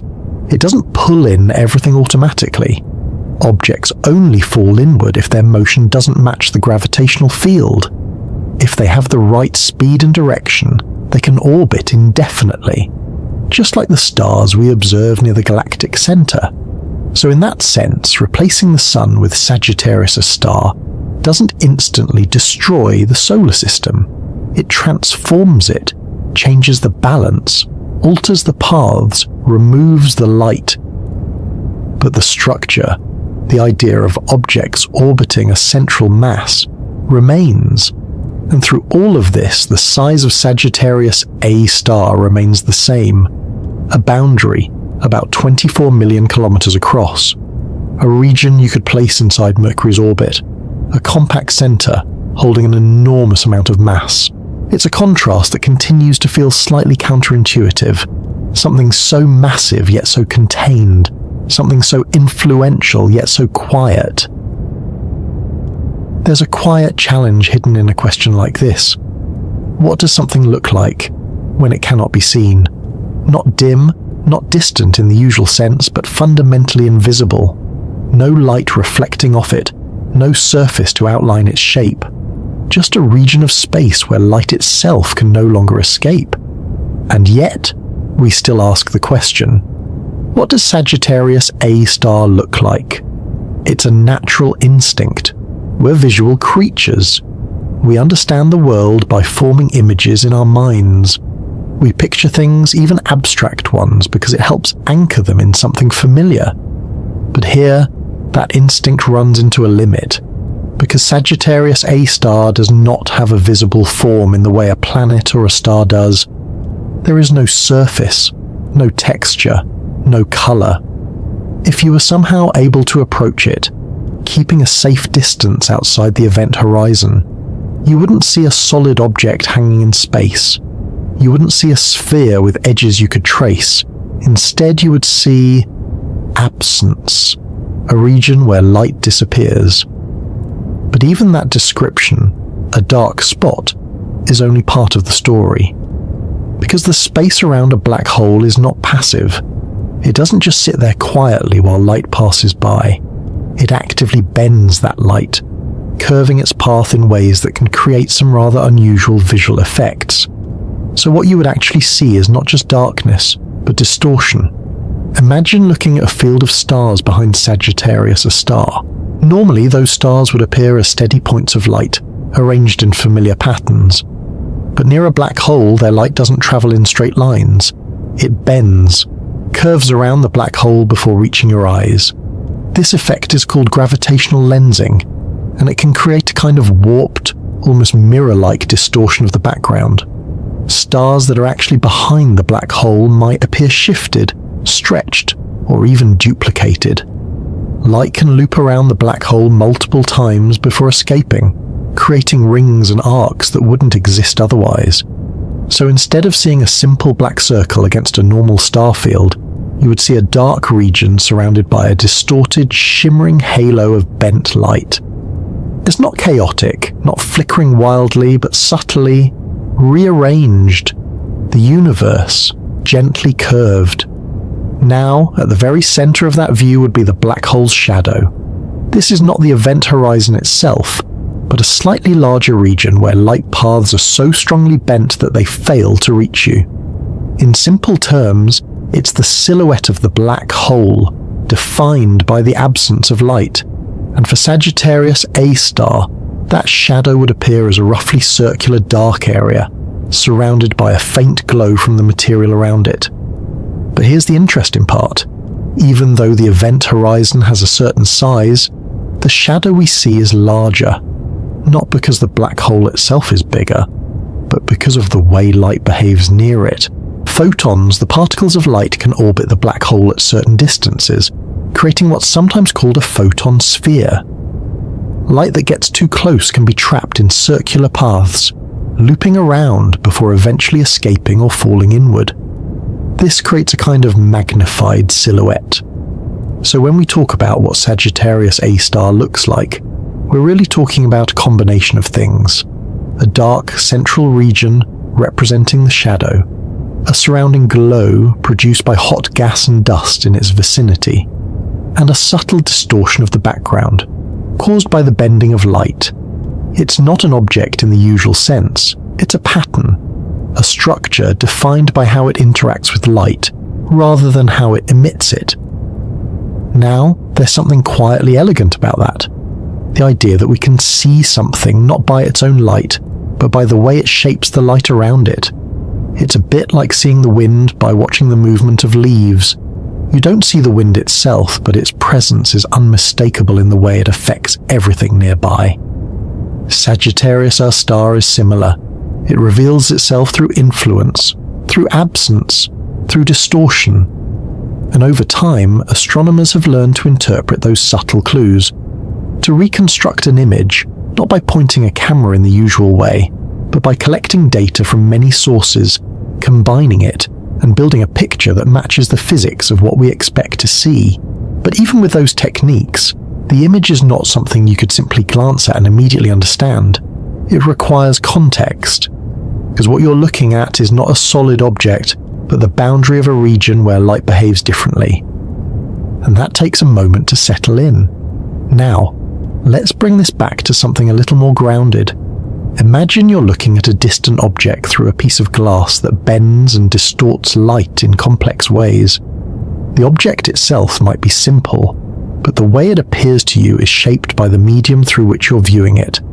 In the case of Sagittarius A star, that glass is space itself, curved, stretched, influenced by the immense mass at the center. So the image we form is not just about the black hole, but about the interaction between light and gravity. And that interaction creates something that feels both simple and complex at the same time. A dark circle, a glowing ring, a subtle warping of the surrounding stars. It's almost minimalist in a way. Not crowded, not detailed in the way a photograph of a planet might be, but defined by a few key features that carry a lot of meaning. And perhaps that's fitting, because Sagittarius A star is not about appearance in the traditional sense. It's about structure, about the way mass shapes space, and space shapes the path of light. So when we ask, what does it look like? The answer is not a detailed description of a surface or a color. It's a description of a pattern, a silhouette formed by gravity, a glow formed by matter in motion, and a distortion that reminds us that space itself is not as rigid as it might seem. For a very long time, Sagittarius A star was something we understood without ever truly seeing. We knew where it was. We knew how massive it had to be. We could track the stars moving around it with incredible precision, almost like watching invisible hands guiding their paths. And yet, if you asked for a picture, something you could look at and say, "There it is," the answer would have been, "Not yet." It's a curious situation, knowing something exists with such certainty and still not having an image to match it. But that began to change in a rather remarkable way. Not suddenly, not with a single telescope pointing toward the center of the galaxy, but through a kind of global effort. A collaboration that stretched across continents, bringing together observatories from different parts of the world, all working together to observe the same distant point in space. Because capturing an image of Sagittarius A star is not like photographing a planet or a star. It's far more difficult. For one thing, it's incredibly far away, about 26,000 light years. For another, its apparent size in the sky is extremely small. So small, in fact, that if you tried to resolve it with a single telescope, even a very large one, it would appear as little more than a blur. To see something that small, you would need a telescope of enormous size, not just large, but Earth-sized.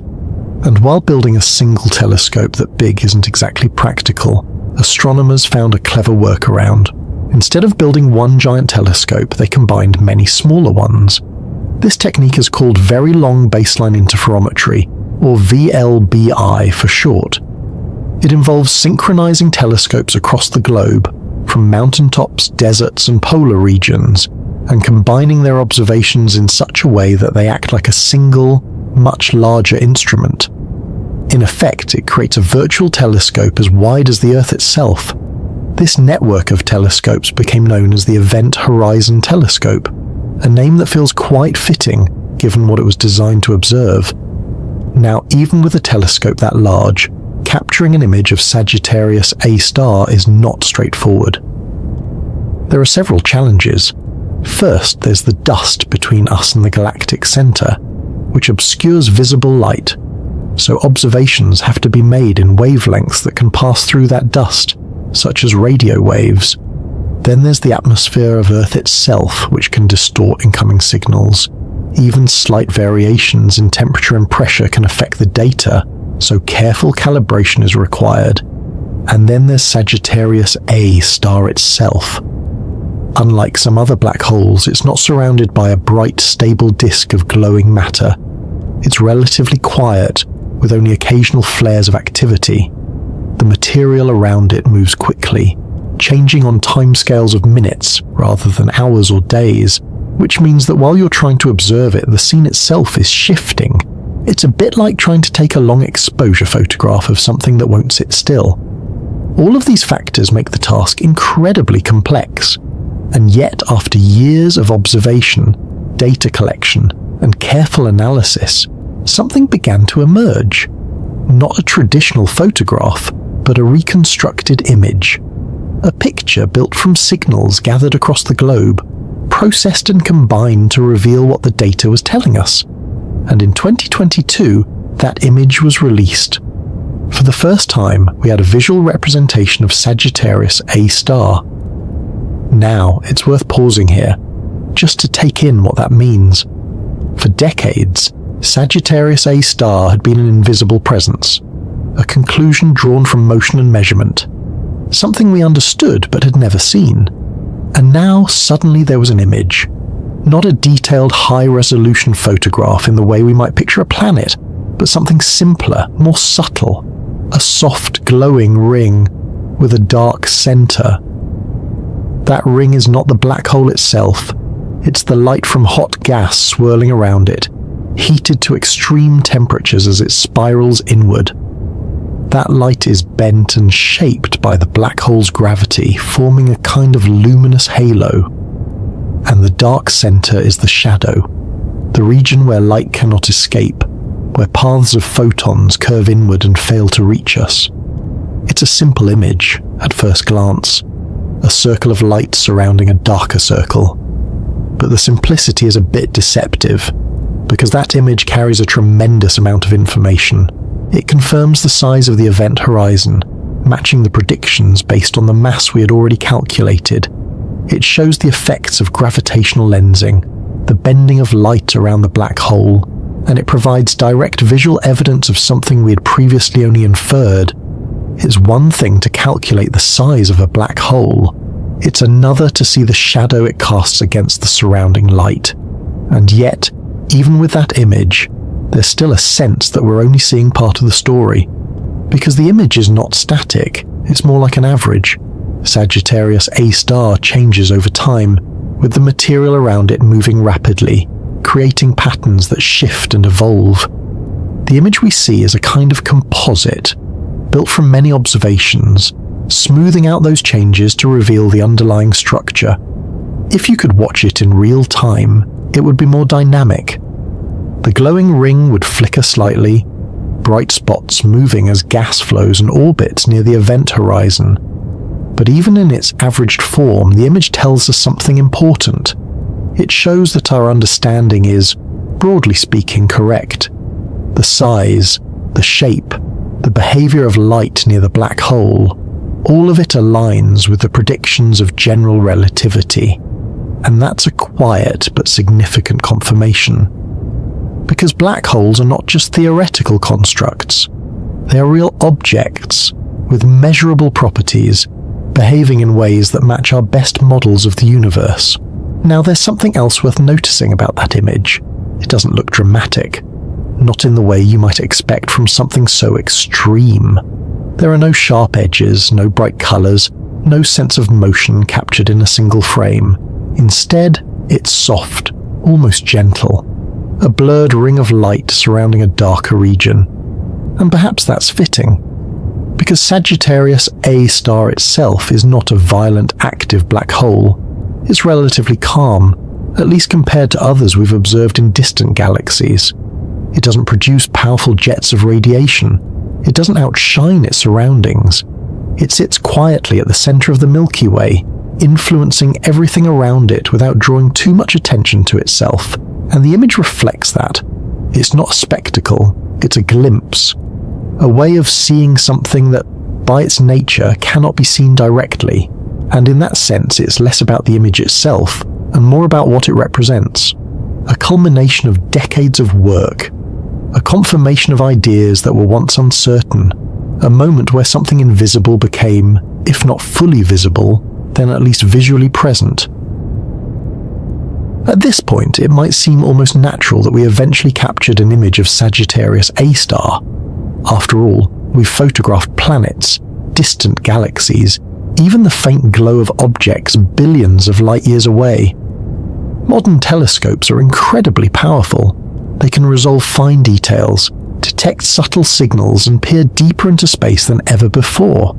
So why was this any different? Why did it take so long to capture something as simple as the center of our own galaxy?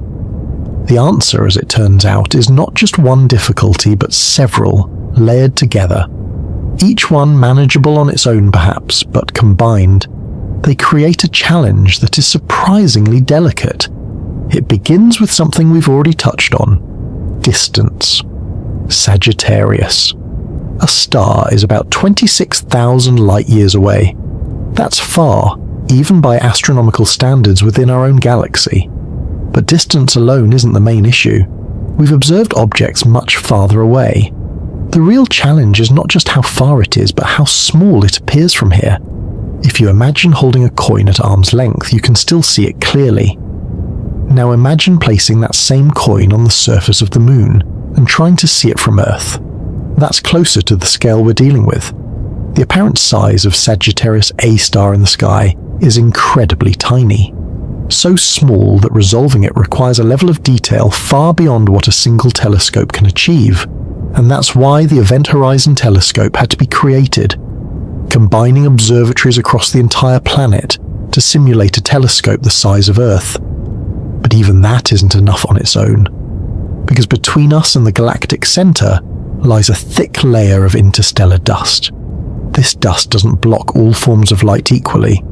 Visible light, the kind our eyes detect, is easily scattered and absorbed.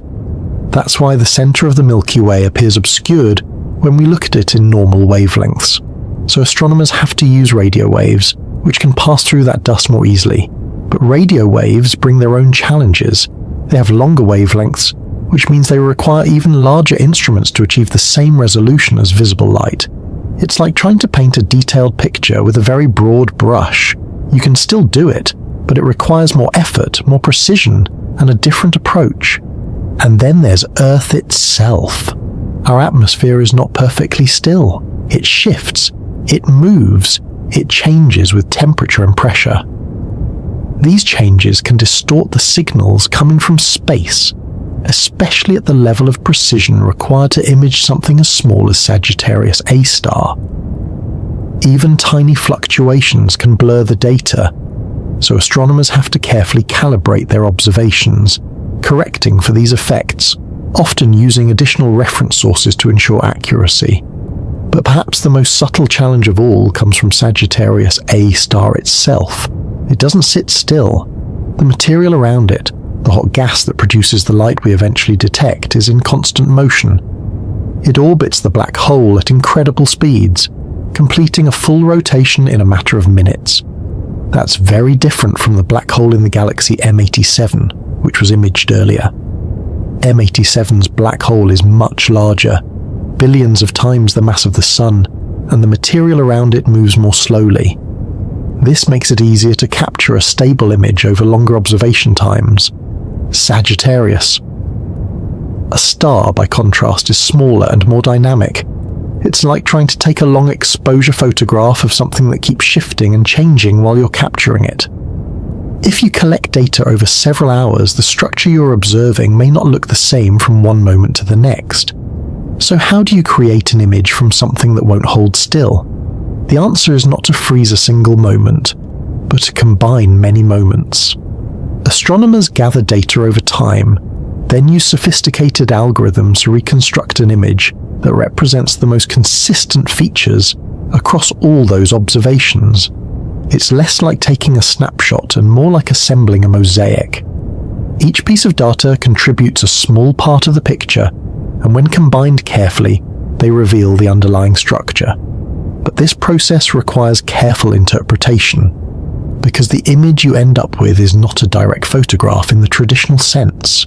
It's a reconstruction based on the signals collected, shaped by the physics we understand, and refined through computational methods. And that introduces another layer of complexity. You have to ensure that the image reflects reality, not just the assumptions built into the reconstruction process. So multiple teams often work independently, using different methods, comparing results, and checking for consistency. If different approaches produce similar images, confidence grows that what we're seeing is real. All of this takes time, years of preparation, coordinating telescopes across continents, recording massive amounts of data, transporting that data, often physically, because it's too large to send over the internet, processing it with specialized computers, and then finally assembling it into something we can look at. It's a slow process, but a careful one, and perhaps that's what makes the final image feel so meaningful. Because it's not just the result of pointing a telescope and pressing a button, it's the culmination of effort, collaboration, and patience. A way of seeing something that resists being seen. There's also something quietly humbling about it. The idea that even with all our technology, all our knowledge, we still have to work around the limitations of distance, dust, motion, and the fundamental nature of the object itself. We don't simply observe Sagittarius A star. We negotiate with the universe to catch a glimpse of it. And even then, what we see is not the black hole directly, but the light shaped by its presence. A shadow outlined by motion and energy. A hint of something deeper. And that, in a way, brings us back to the question of size. Because even though the image gives us a visual reference, it doesn't show the black hole as a solid object. It shows the boundary, the region where light behaves differently. It reinforces the idea that the size of Sagittarius A star is not about a surface, but about a limit, a point where escape is no longer possible. Now, up to this point, we've been talking about size, mass, distance, and motion.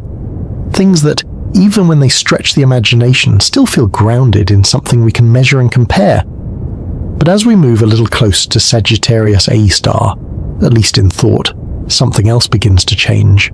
Not just how things move through space, but how time itself flows.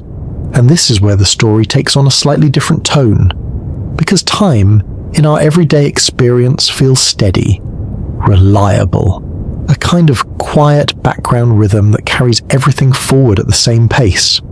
Seconds tick by, minutes pass, hours unfold, all with a sense of consistency. You don't usually question it. But near a black hole, especially one as massive as Sagittarius A star, time behaves differently.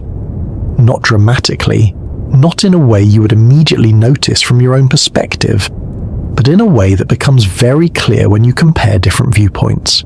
This effect is called time dilation, and while the term might sound technical, the idea behind it is surprisingly gentle. The stronger the gravity you experience, the slower time passes for you compared to someone in a weaker gravitational field. It's not that your clock feels slow to you. Everything around you, your thoughts, your movements, your heartbeat, all feel perfectly normal. But to someone watching from a distance, your clock appears to tick more slowly. It's a difference that only becomes noticeable when you compare two locations with very different gravitational strengths. And Sagittarius A star provides a rather extreme example of that difference.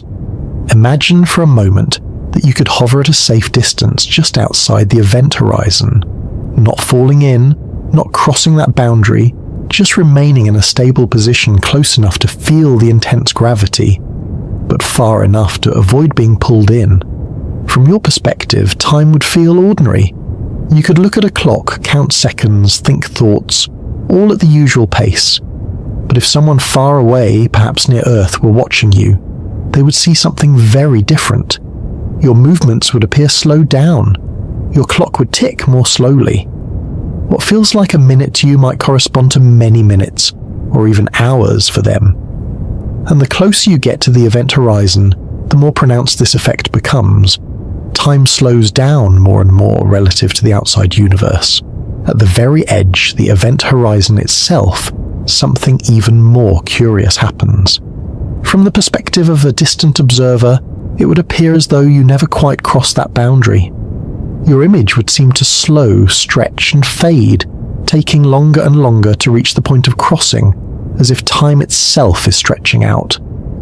You would appear to hover there, frozen in place, gradually dimming as the light from you becomes weaker and more red-shifted. But from your own perspective, you would cross the event horizon without noticing anything particularly special at that exact moment. It's a difference in perspective that feels almost paradoxical. Two observers, both correct in their own frame of reference, experiencing time in fundamentally different ways. Now let's bring this back to Sagittarius A star more specifically, because while these effects sound dramatic, they only become extreme very close to the event horizon. At the distance of Earth, 26,000 light-years away, the gravitational influence of Sagittarius A star is far too weak to produce noticeable time dilation. Our clocks tick at the same rate they always do, but near the center of the galaxy, especially for stars like S2 that pass relatively close to the black hole, these effects become measurable, and they have been observed. As S2 moves along its orbit, particularly when it swings close to Sagittarius A star, its motion reflects not just the pull of gravity, but the curvature of space-time itself. Time dilation, along with other relativistic effects, slightly alters its path and the light it emits. These changes are subtle, but they match the predictions of Einstein's theory with impressive accuracy. So this isn't just a theoretical idea. It's something we can observe, measure, and confirm. Time really does flow differently near massive objects.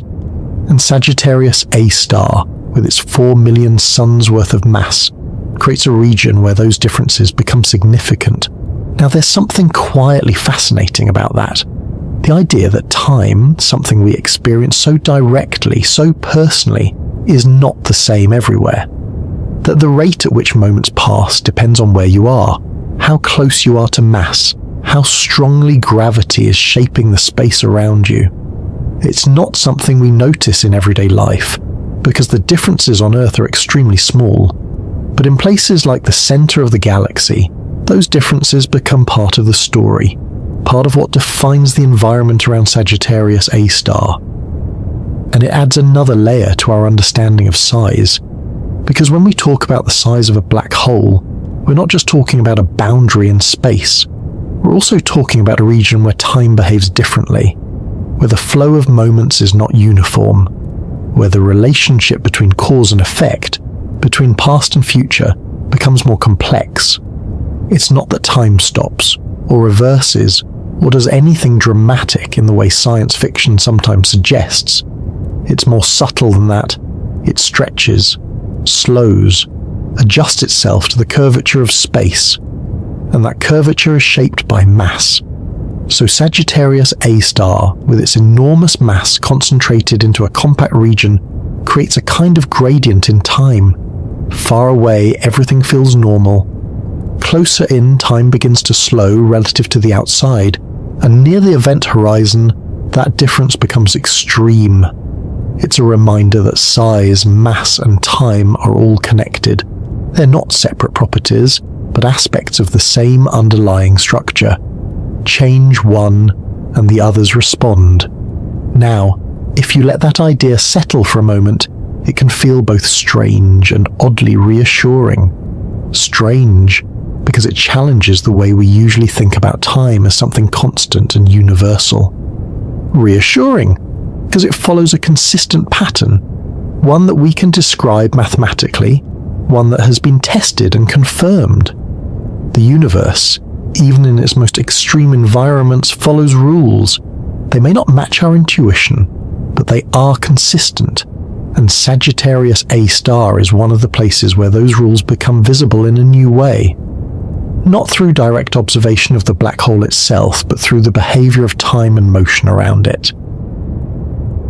If you imagine drifting closer to Sagittarius A star, not falling, not rushing, just slowly approaching from a safe distance, one of the first things you might expect is some dramatic moment where everything suddenly changes. A boundary you can feel, a point where gravity switches from ordinary to overwhelming. But that isn't quite how it works. Gravity doesn't come with sharp edges or sudden jumps. It changes gradually, quietly, increasing as you move closer, almost like a slope rather than a step. And that's what makes the region near a black hole feel so unusual. There's no warning sign that says, "You're close now." No visible marker for where things begin to get extreme. Just a steady increase in how strongly space itself is curved. Far away from Sagittarius A star, gravity behaves in a familiar way. Stars orbit the galactic center over millions of years, tracing wide, slow paths. The pull is there, but it's gentle on those scales, spread across vast distances. Even our sun, far out in one of the spiral arms, is part of that motion, taking roughly 230 million years to complete a single orbit around the center of the Milky Way. Everything feels stable, predictable, but as you move inward, toward the central region, that calm begins to shift. Stars move faster, orbits tighten, the pull becomes stronger, more focused. And near Sagittarius A star, especially within the region traced by those S stars, gravity reaches a level that is difficult to compare to anything in everyday experience. Not because it suddenly becomes violent, but because of how concentrated it is. Remember, this is 4 million suns worth of mass, packed into a region smaller than Mercury's orbit. That concentration means that as you get closer, the change in gravitational strength over distance becomes more noticeable. And this brings us to something called tidal forces. It's a concept that sounds a bit technical, but the idea is quite intuitive. Gravity doesn't pull equally on every part of an object if the object has some size. The side closer to the source of gravity feels a slightly stronger pull than the side farther away. On Earth, we experience this with ocean tides. The moon's gravity pulls a little more strongly on the side of Earth facing it than on the opposite side, creating those gentle bulges in the oceans. But near a black hole, those differences can become much more pronounced. If you were close enough to Sagittarius A star, the difference in gravitational pull between your feet and your head could become significant. Your feet would feel a stronger pull than your head, and over time, that difference could stretch you. Not instantly, not at a distance, but increasingly as you move closer. It's a process sometimes described somewhat whimsically as spaghettification, because objects get stretched out along the direction of the gravitational pull. But here's something interesting. Sagittarius A star, being a supermassive black hole, behaves differently from smaller black holes in this respect. Because its mass is so large, its event horizon is also relatively large. And that means that the tidal forces at the event horizon itself are actually weaker than you might expect. If you were to cross the event horizon of a small black hole, the tidal forces could be extreme right at the boundary, stretching and compressing you very quickly. But for Sagittarius A star, those forces become significant only deeper inside, well beyond the event horizon. So, at the edge, at that boundary we've been discussing, gravity is strong in the sense that nothing can escape, but it doesn't necessarily feel violent in a local, immediate way. That's a subtle distinction. Gravity determines whether you can escape, not how it feels moment by moment. And at the event horizon, the escape velocity reaches the speed of light, which means that once you cross it, there's no path that leads back out. But the experience of crossing that boundary, at least initially, is not marked by a sudden physical shock. It's the deeper regions that become more extreme. Now, from the outside, from a distant observer's point of view, things look quite different. As something approaches the event horizon, its motion appears to slow down, not because it's actually stopping, but because of the way time behaves near such strong gravity. We talked about time dilation earlier, and this is where it becomes visually noticeable. An object falling towards Sagittarius. A star would appear to slow, its light becoming stretched to longer wavelengths, dimming and reddening as it gets closer to the boundary. Eventually it would seem to freeze near the edge, never quite crossing, at least from that distant perspective. But from the object's own point of view, the journey continues. It crosses the event horizon and moves inward. Two perspectives, both valid, describing the same process in different ways, and all of it governed by the same underlying structure of gravity. Now let's step back for a moment and think about what this means in terms of size. Because when we say Sagittarius A star has an event horizon about 24 million kilometers across, we're not just describing a boundary in space. We're describing a region where gravity reaches a specific threshold, a place where the curvature of space-time becomes so pronounced that all paths lead inward. And the strength of gravity at that boundary is what defines that size. It's not about density in the usual sense. It's about how mass shapes the geometry of space. So when we talk about gravity at the edge of the abyss, we're really talking about the behavior of space itself, how it bends, how it guides motion, how it determines what is possible and what is not. And Sagittarius A star provides a particularly clear example of this, because its mass is large enough to create a well-defined event horizon, but not so extreme that everything around it becomes chaotic or violently unstable. Instead, it creates a region where gravity is strong but still structured. Stars can orbit, gas can flow, light can bend in predictable ways. It's not disorder, it's a different kind of order, one that follows the rules of general relativity rather than the simpler rules we're used to. And that's part of what makes this environment so interesting. It's not just about extremes, it's about how those extremes are organized, how they create patterns we can observe and understand. And even though we can't travel there, can't experience it directly, we can still build a picture of what it's like. A picture where gravity is not just a force pulling things together, but a shaping influence on the very structure of space and time. Despite all this mass, all this gravity, Sagittarius A star is not particularly active. It's not constantly pulling in large amounts of matter or producing dramatic outbursts, which raises an interesting question. What does a supermassive black hole do when it's not actively feeding? By now you might expect Sagittarius A star to be dramatic. After all, we've been talking about something with 4 million times the mass of the Sun, concentrated into a region smaller than Mercury's orbit, a place where gravity bends light, slows time, and shapes the motion of stars across the center of the galaxy.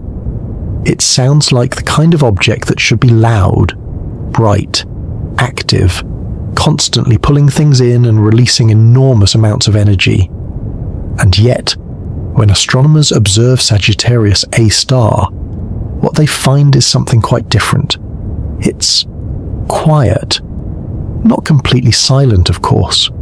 There are faint emissions, occasional flares, small bursts of activity. But compared to other black holes of similar type, especially those in distant galaxies, Sagittarius A star is remarkably subdued. And that raises a gentle but interesting question. Why?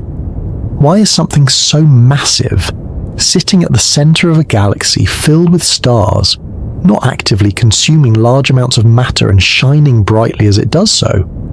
To understand that, it helps to take a small step back and think about how black holes become visible in the first place, because a black hole by itself does not emit light. What we see, what makes some black holes appear bright and energetic, is not the black hole itself, but the material around it. Gas, dust, sometimes even stars falling inward. As this material spirals toward the black hole, it doesn't just drop straight in, it forms a disk, called an accretion disk, where the matter orbits rapidly, colliding, heating up, and emitting radiation. In very active systems, this process can release enormous amounts of energy. The material becomes so hot that it glows brightly, sometimes outshining the entire galaxy it resides in. These are the black holes we call active galactic nuclei, or quasars when they're particularly luminous. In those cases, the black hole is actively feeding, constantly drawing in matter, converting gravitational energy into light and radiation. But Sagittarius A star is not doing that. At least not to any significant degree. There is material around it, of course. The center of the galaxy is not empty. There are gas clouds, dust, and stars moving through the region. But for reasons that are still being studied, that material is not efficiently falling into the black hole.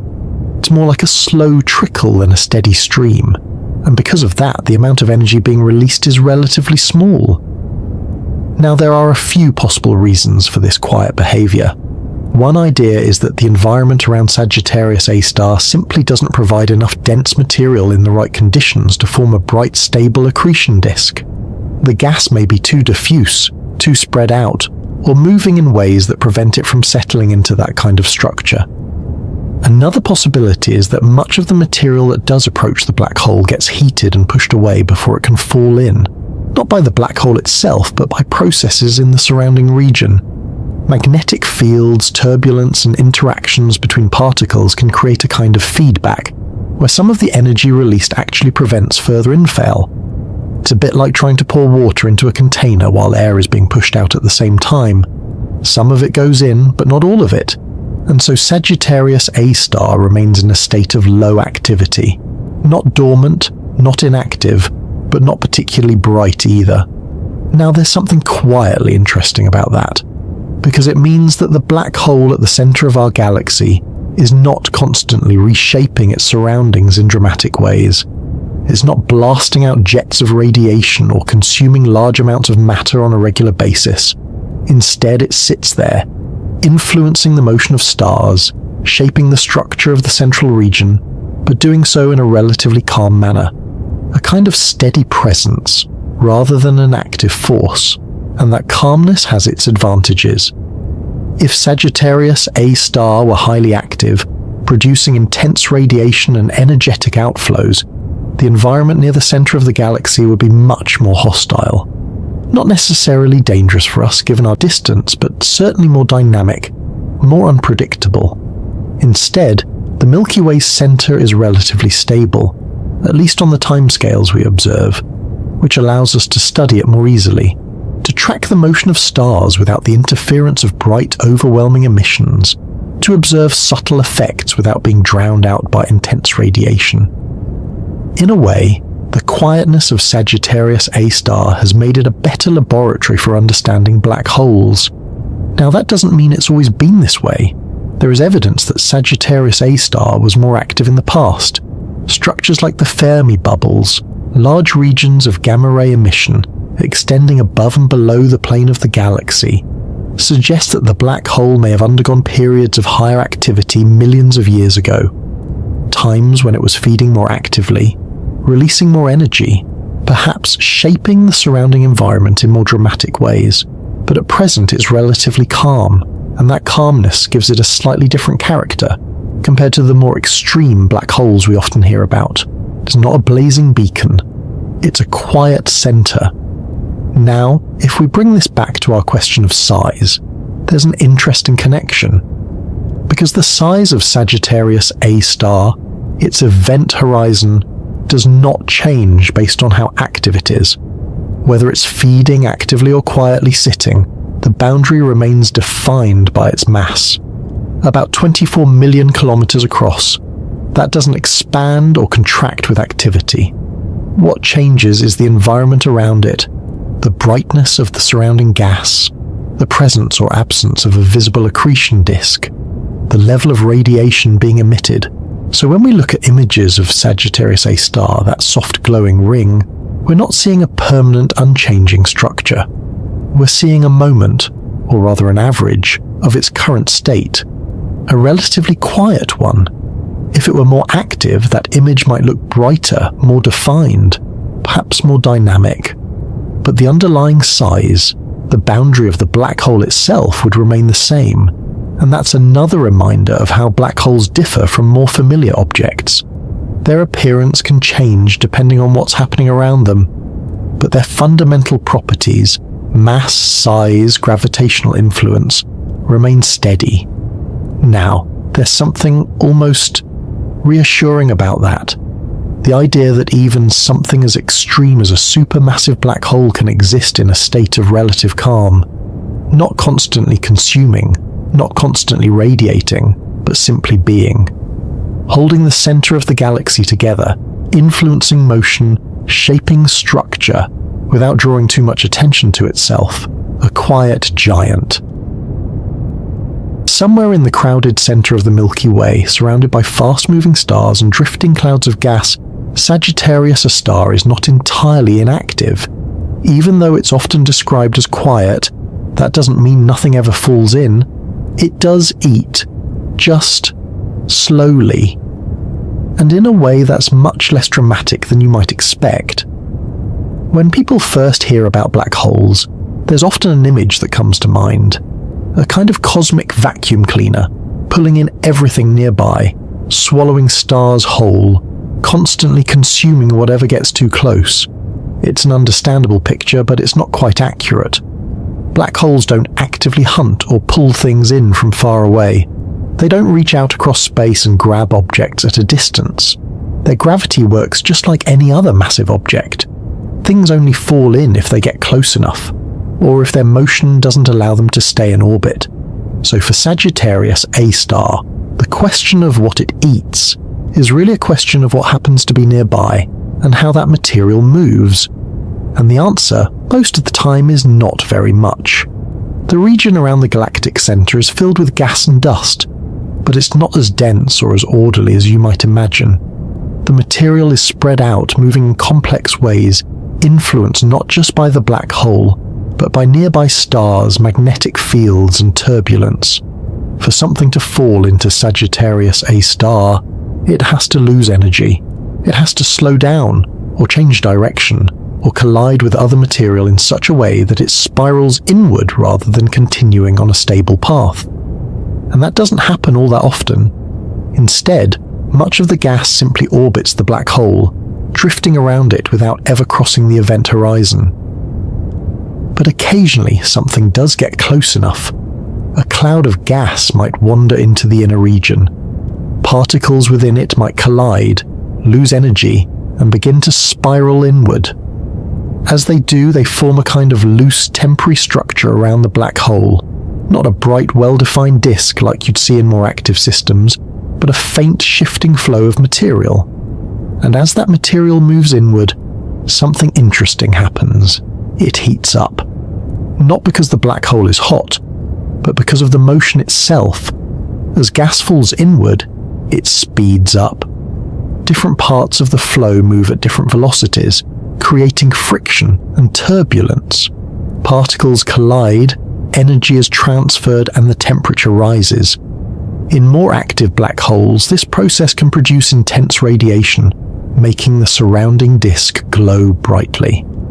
In Sagittarius, a star, the effect is much weaker, but it's still there. Small bursts of energy, flares that appear briefly and then fade. Astronomers have observed these flares in infrared and X-ray wavelengths. They're not constant, not predictable, but they provide a glimpse into what's happening near the event horizon. A momentary increase in brightness, a sign that some material has made its way inward. But even then, the amount of matter involved is relatively small. If you were to compare it to everyday scales, it's almost negligible. Sagittarius A star consumes the equivalent of a tiny fraction of the Sun's mass, over extremely long periods of time. Not stars on a regular basis, not large, continuous streams of gas, just a slow trickle. Which brings us back to that idea of it being a calm giant. It has the capacity to consume enormous amounts of matter, but it simply doesn't have the supply or the conditions to do so at a high rate right now. Now, there are rare moments when something more noticeable happens. For example, astronomers have observed gas clouds passing close to Sagittarius A star, stretching and distorting as they approach. One such cloud, known as G2, attracted a lot of attention when it was predicted to pass near the black hole. There was some anticipation that it might lead to a noticeable increase in activity, perhaps a brighter flare or a more sustained period of emission. But when the moment came, the effect was modest. The cloud was stretched. Some material may have been accreted, but there was no dramatic outburst, which in a way reinforced the idea that Sagittarius A star is not particularly efficient at feeding. It doesn't grab everything that comes near. Much of the material is deflected, dispersed, or simply continues on its path, and that inefficiency is part of what keeps it quiet. Now, if we step back a little, there's something quite interesting about this behavior, because it means that the size of Sagittarius A star, that event horizon we've been discussing, is not constantly growing at a noticeable rate. Black holes do grow over time as they consume matter. But for Sagittarius A star, that growth is extremely slow on human timescales. The boundary remains essentially the same, about 24 million kilometers across, not expanding rapidly, not changing in a way we could observe over a lifetime, which again highlights that distinction between activity and size. A black hole can be very active, consuming large amounts of matter and producing bright emissions, without its event horizon changing dramatically in the short term. And it can also be quiet, like Sagittarius A star, with very little in falling material, while still maintaining its massive presence. Now there's another layer to this. What happens to the material that does fall in? From the outside, we can observe the process up to a point. We can see the gas heating up, emitting radiation, spiraling inward. But once it crosses the event horizon, it's gone from our perspective. No signals come back, no information escapes, so whatever happens beyond that boundary remains hidden. We can model it, theorize about it, but we cannot observe it directly, and that adds a certain finality to the idea of feeding. Material approaches, heats up, emits light, and then disappears. Not violently, not with an explosion, but quietly, crossing that invisible boundary. And over time, those small amounts add up, slowly increasing the mass of the black hole, even if the change is imperceptible on short timescales. Now, there's something almost understated about this whole process. Given the scale of Sagittarius A star, you might expect something more dramatic. But instead, it's a series of small events, tiny amounts of matter, occasional flares, gradual changes, a steady, quiet accumulation. And perhaps that's fitting, because Sagittarius A star itself is not defined by constant activity. It's defined by its presence, its mass, its influence, its role at the center of the galaxy. Whether it's actively feeding or not, it remains the same kind of object. A supermassive black hole, shaping the motion of stars, bending light, defining the structure of the central region. Look closely enough at the center of the Milky Way, and what first appears chaotic begins to settle into something more structured. Not stillness, not order in the usual sense, but motion that repeats, curves that return, paths that close in on themselves. A kind of choreography, if you watch it over long enough stretches of time. Stars moving in loops, not randomly drifting, not scattering in all directions, but orbiting. And at the center of those orbits, something unseen. This is where the idea of a dance begins to feel appropriate, not as a poetic exaggeration, but as a practical way to describe what's happening. Each star follows its own path, at its own speed, tracing out an orbit shaped by gravity. Some paths are wide and slow, taking many decades or centuries to complete. Others are tight and fast, swinging close to the central region before curving back out again. And all of them, in one way or another, are responding to the presence of Sagittarius A star. Now, if you were to watch this motion in real time, it wouldn't look like much. Stars are far away, and their movement across the sky is subtle.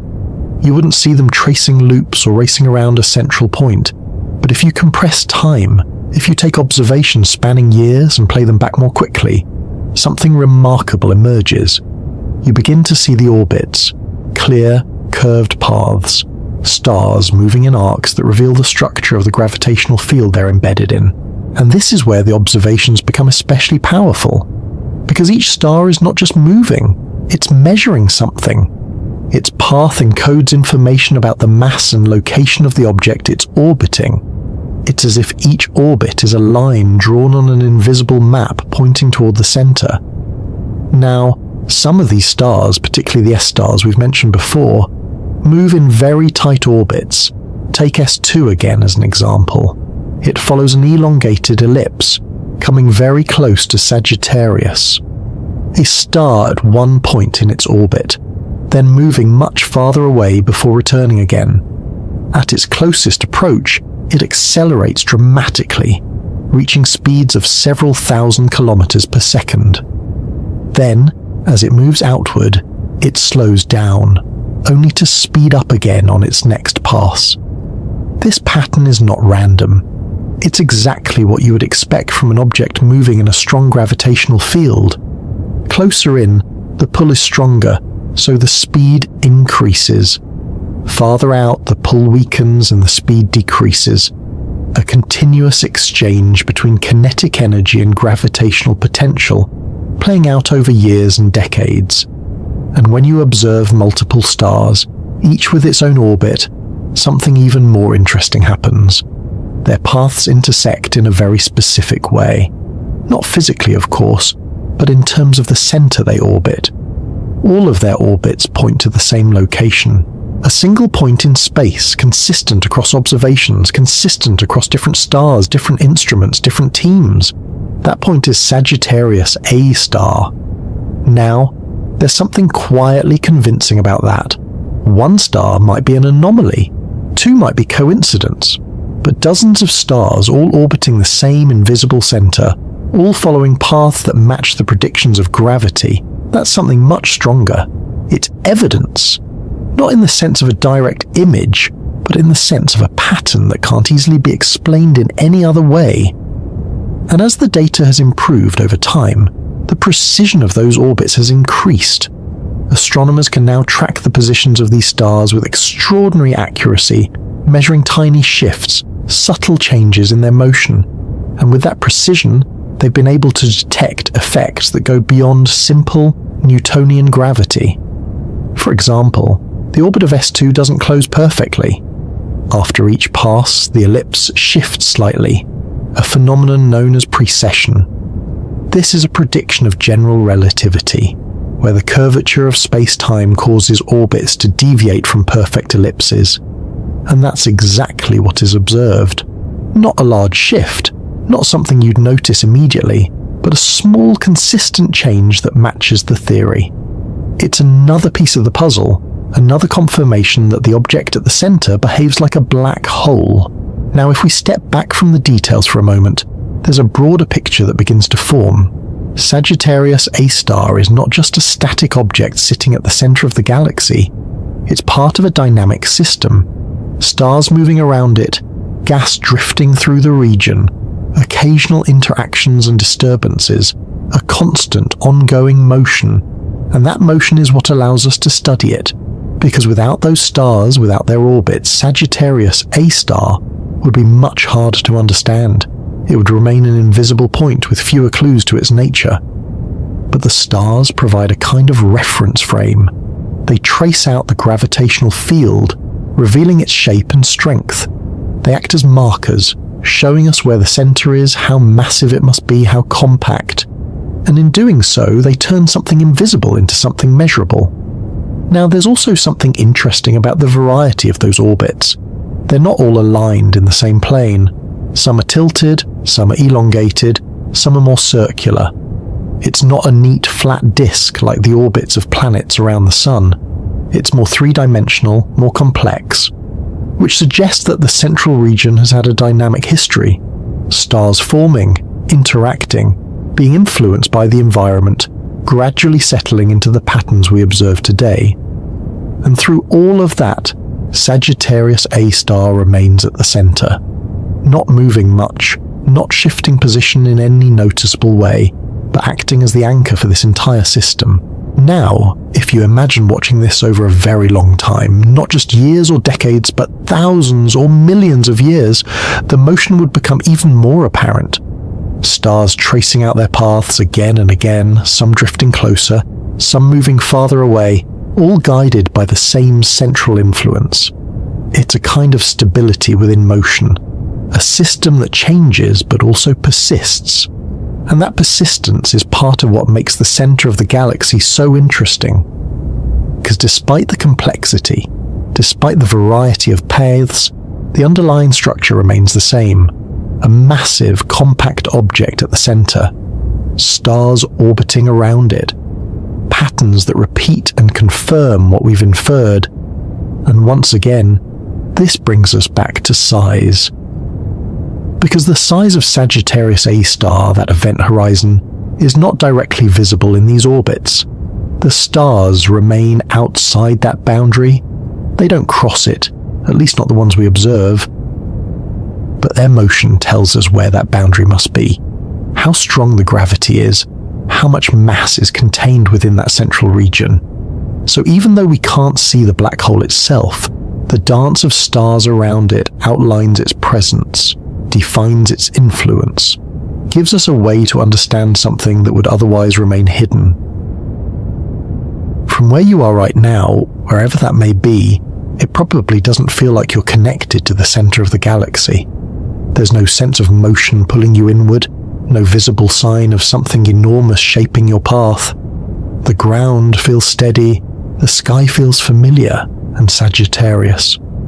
A star remains a distant idea rather than a presence, and yet, in a very real sense, you are part of its system. The Sun, along with all the stars you can see, is orbiting the center of the Milky Way, slowly, steadily, following a path shaped in part by the mass concentrated at that center. So the question becomes a gentle one. Does Sagittarius A star affect Earth?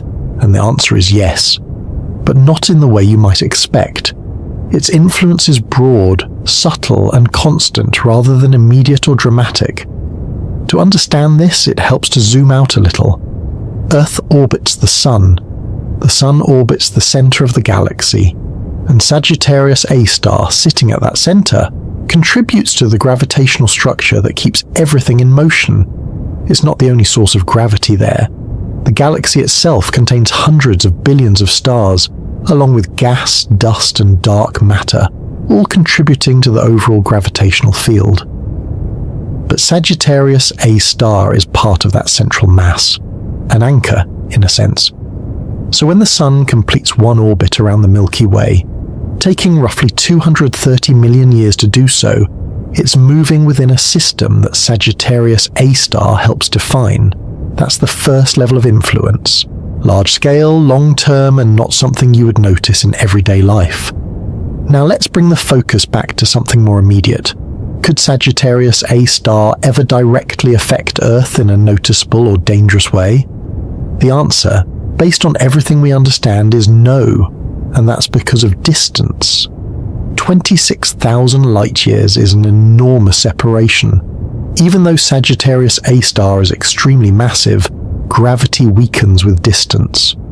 By the time you reach the outer regions of the galaxy, where we are, its direct pull is relatively small compared to more local influences, like the Sun or nearby stars. So there's no sense in which Sagittarius A star is pulling on Earth in a way that could disrupt our orbit or change our daily experience. We're simply too far away. Now, sometimes people wonder about more dramatic possibilities. What if Sagittarius A star suddenly became active? What if it started consuming large amounts of matter and emitting powerful radiation, like a quasar? Would that affect us? It's an interesting thought. If Sagittarius A star were to enter a highly active phase, it could produce intense radiation, possibly even jets of high-energy particles extending out from the center of the galaxy. But even then, the distance provides a kind of natural buffer. Radiation spreads out as it travels, becoming less intense over distance.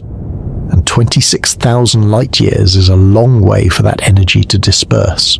By the time it reached our region of the galaxy, it would be significantly weakened. Not necessarily non-existent, but not at a level that would pose a serious threat to life on Earth. There's also the question of alignment. Some active black holes produce narrow jets that extend outward in specific directions. If Earth were directly in the path of such a jet, the effects could be more noticeable. But Sagittarius A star does not currently produce strong jets, and even if it did, the likelihood of Earth being precisely aligned with one is extremely low. So once again, the conclusion is reassuring. Sagittarius A star is not something we need to worry about in a direct sense. It's too far away, too quiet, and too stable to have any immediate impact on our planet. But that doesn't mean it's irrelevant, because its influence is still there, just operating on a different scale, a galactic scale. It shapes the motion of stars near the center. It contributes to the overall gravitational field of the Milky Way. It plays a role in the long-term evolution of the galaxy. And through all of that, it indirectly shapes the environment in which the Sun and Earth exist. Now, there's another angle to this question that's worth considering. Not about physical danger, but about observation. Could Sagittarius A star ever affect what we see in the sky? In a small way, it already does. The center of the galaxy, where Sagittarius A star resides, is one of the most interesting regions of the sky for astronomers. It's a source of radio waves, infrared emissions, and occasional flares. These signals travel across the galaxy and reach us, carrying information about what's happening there. So in that sense, Sagittarius A star affects our understanding of the universe. It provides data, clues, a way to test our theories about gravity, black holes, and the structure of space-time. Without it, our picture of the galaxy would be incomplete. Now, there's also a more subtle connection, a kind of perspective shift. Knowing that there is a supermassive black hole at the center of our galaxy, knowing that we are orbiting it along with billions of other stars, can change the way we think about our place in the universe. Not in a dramatic or unsettling way, but in a quiet, reflective one. It places Earth within a larger structure, a system that extends far beyond what we can see directly, yet remains connected through gravity and motion, and Sagittarius A star becomes part of that context, not a threat, not a looming presence, but a distant, steady influence. Now, if we return to the question of size for a moment, there's something interesting here as well. Because even though Sagittarius A star is relatively small in terms of its event horizon, that compact size doesn't limit its influence entirely. Its mass allows it to shape the region around it, to affect the motion of stars over great distances. But that influence fades with distance. By the time it reaches us, it's part of a much larger system, blended with the gravitational effects of everything else in the galaxy. So we experience the galaxy as a whole, rather than Sagittarius A star specifically, and that's why it feels so distant, not just in terms of space, but in terms of experience. We don't feel its gravity directly. We don't see its effects in our daily lives. It remains a concept, something we understand through observation and reasoning, rather than something we interact with. And perhaps that's exactly how it should be. A quiet center, far away, shaping the galaxy without intruding on the smaller systems within it. Step back from the Milky Way for a moment, just gently widening the view, and Sagittarius A star begins to look a little different. Up close, or at least conceptually close, it feels enormous. 4 million suns gathered into one place, shaping the motion of stars, bending light, defining the center of our galaxy. But as your perspective expands, as you begin to consider other galaxies, other black holes, that sense of scale starts to shift. Because Sagittarius A star is not alone. In fact, it's part of a much larger family. Astronomers have found that most, if not all, large galaxies contain a supermassive black hole at their center. Some are similar in size to Sagittarius A star, others are far larger, and a few are so extreme that they almost feel difficult to compare. So where does Sagittarius A star fit among them? Is it unusually large, unusually small, or somewhere in between? To answer that, it helps to start with something we already know. Sagittarius A star has a mass of about 4 million suns. That's a clear, measurable value. Now, if we look at other galaxies, we find black holes that range from millions to billions of solar masses, and that range is quite wide. On the lower end, there are black holes similar to Sagittarius A star, a few million solar masses, sitting quietly at the centers of relatively calm galaxies. But as we move up the scale, things become more extreme. Take, for example, the black hole at the center of the galaxy M87. This is the one that was famously imaged before Sagittarius A star. Its mass is about 6.5 billion times that of the Sun. Not million, billion. That's more than 1,000 times more massive than Sagittarius A star. And because the size of a black hole's event horizon scales with its mass, that means M87's black hole is also vastly larger in physical size. Its event horizon spans billions of kilometers, large enough to encompass a region far bigger than our entire solar system. So in that comparison, Sagittarius A star starts to feel modest, still enormous, still far beyond anything we experience directly, but not among the largest known. Now, if we continue along this scale, we find even more extreme examples. There are black holes in distant quasars, objects that shine so brightly they can outshine their entire host galaxies. These black holes can have masses of tens of billions of suns. They are not just large, they are vast.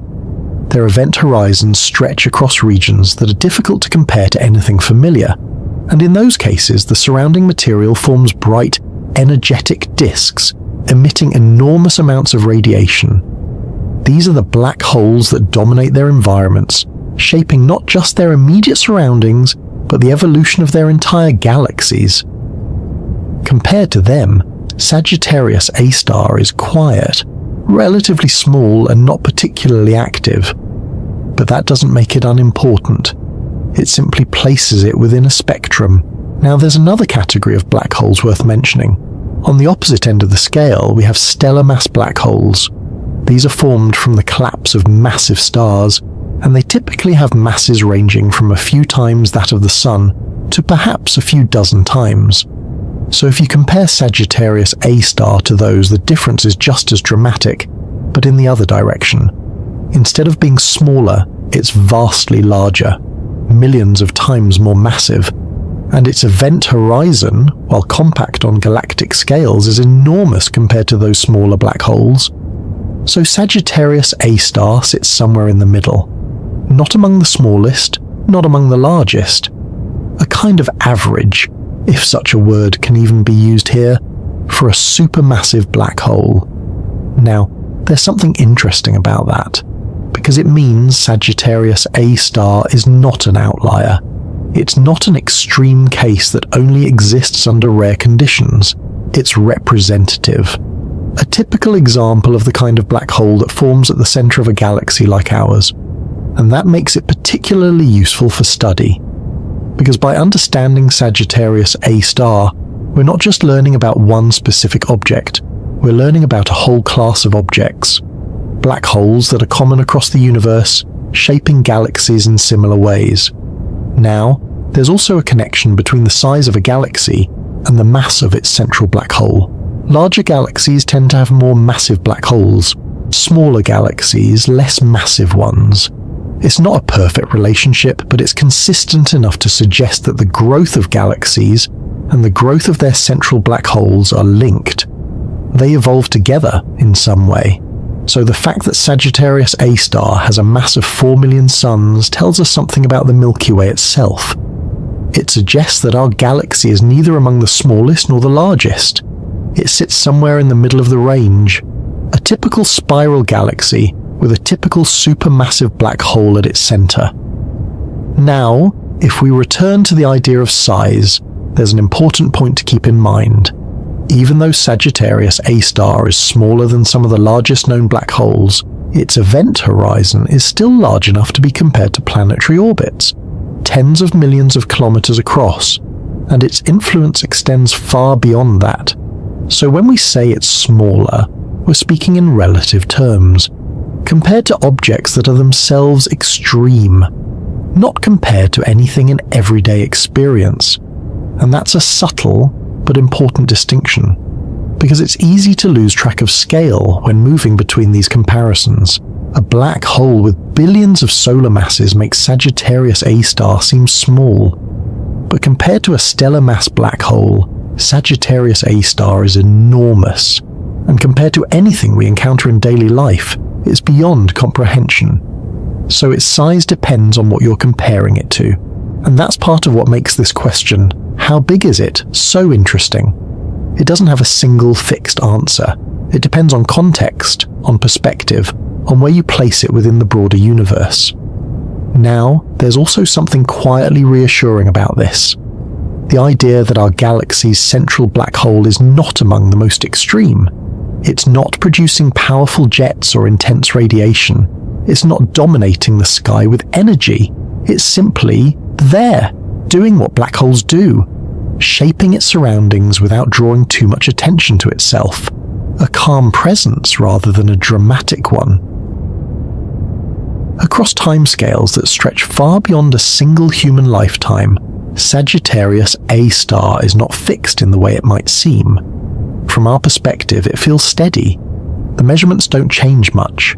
The size of the event horizon remains essentially the same.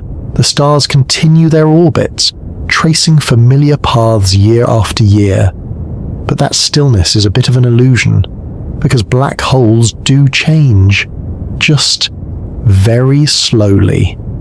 And in the case of Sagittarius A star, that change is subtle enough that it almost feels like waiting. Now, there are a few different ways a black hole can evolve over time. The most straightforward is through feeding. Whenever matter falls into Sagittarius A star, its mass increases, even if only by a tiny amount.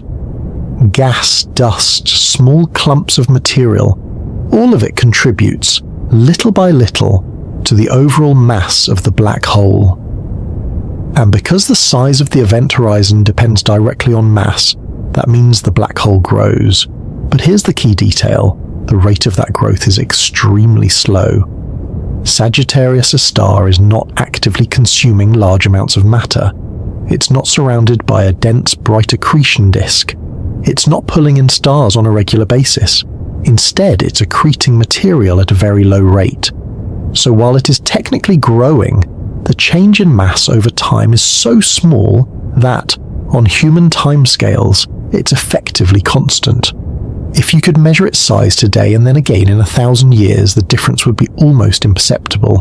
And that's why it feels like it's not changing at all. But over millions or billions of years, those small changes add up, gradually increasing its mass, gradually expanding its event horizon. Now, there's another way a black hole can change, through mergers. If Sagittarius A star were to encounter another black hole, perhaps from a merging galaxy, the two could eventually spiral together and combine into a single, more massive black hole. This process has been observed in other parts of the universe.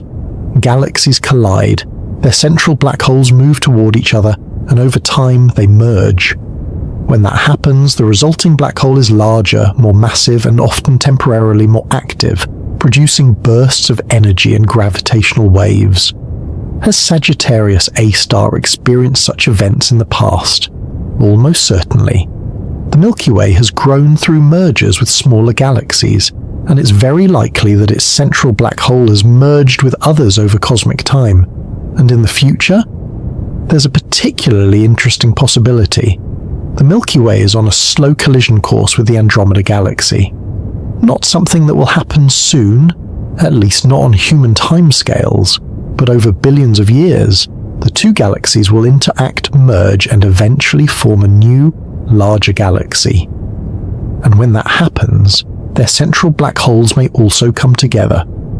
Sagittarius A star and the black hole at the center of Andromeda, which is even more massive, could eventually merge.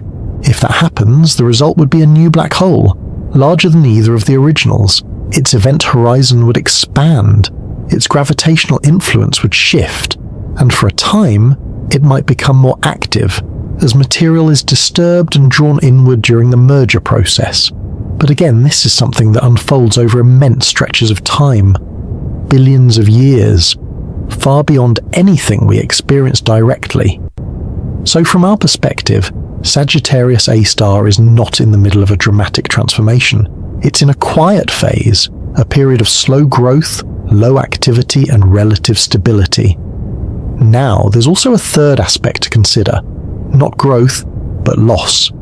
Black holes, according to our current understanding, can very slowly lose mass through a process known as Hawking radiation. This is a quantum effect, where black holes emit a tiny amount of radiation due to processes near the event horizon. Over extremely long timescales, this would cause a black hole to lose mass and eventually evaporate. But for a black hole as massive as Sagittarius A star, this process is unimaginably slow. The amount of radiation it emits is incredibly small. So small that it's completely negligible compared to the amount of matter it occasionally absorbs. In other words, Sagittarius A star is gaining mass much faster than it's losing it. So evaporation is not something that will affect it in any meaningful way for a very, very long time.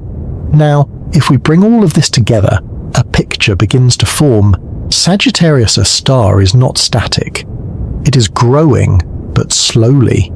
It has changed in the past, through mergers and periods of higher activity, and it may change again in the future, especially during large-scale events like galaxy collisions. But right now, it is in a kind of steady state, not rushing, not evolving rapidly, but continuing along a gradual path shaped by its environment. And that brings us back to that feeling of waiting, not in the sense that something is about to happen, but in the sense that the processes involved are so slow that they stretch beyond our usual sense of time. From a human perspective, Sagittarius A star feels constant. From a cosmic perspective, it is always in motion, always changing, even if that change is almost imperceptible. Now, there's something quietly interesting about that contrast. The idea that something can be both dynamic and stable at the same time, depending on how you look at it. It's a reminder that scale matters, time matters, and our perception of change depends on the window through which we observe it. Sagittarius A star is not waiting in the sense of being inactive.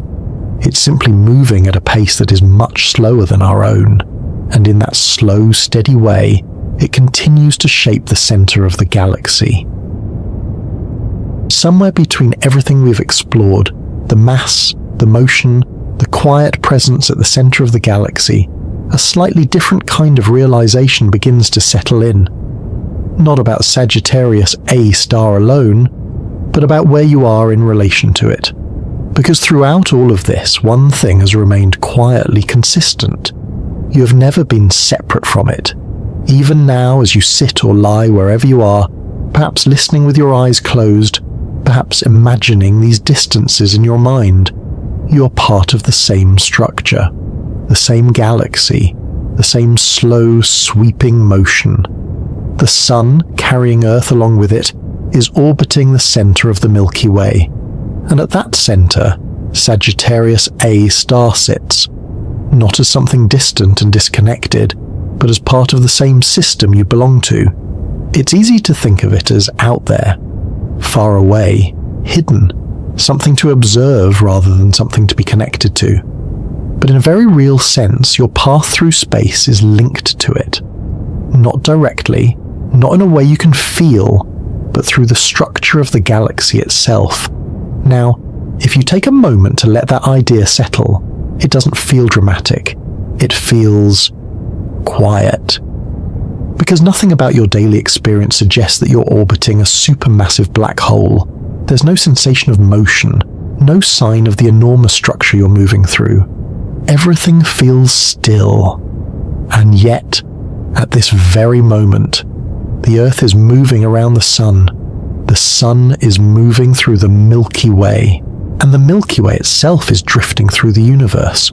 All of it part of a continuous layered motion that stretches far beyond what we can see directly.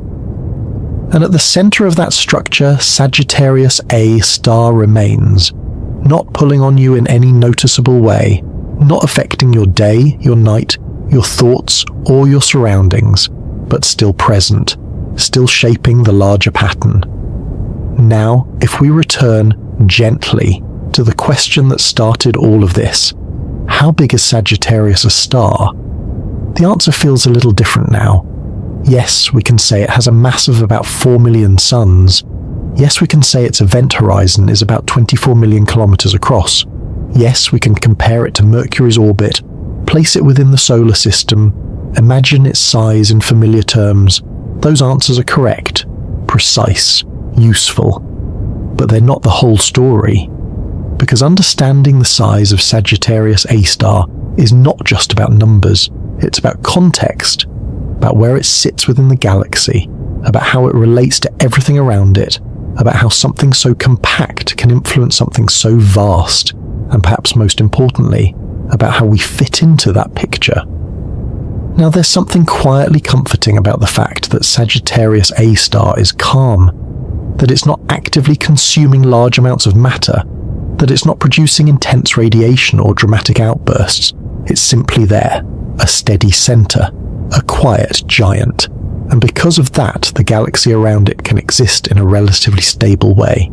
Stars can form, planets can develop, life, in at least one small corner of that galaxy, can emerge and begin to ask questions about the universe it inhabits.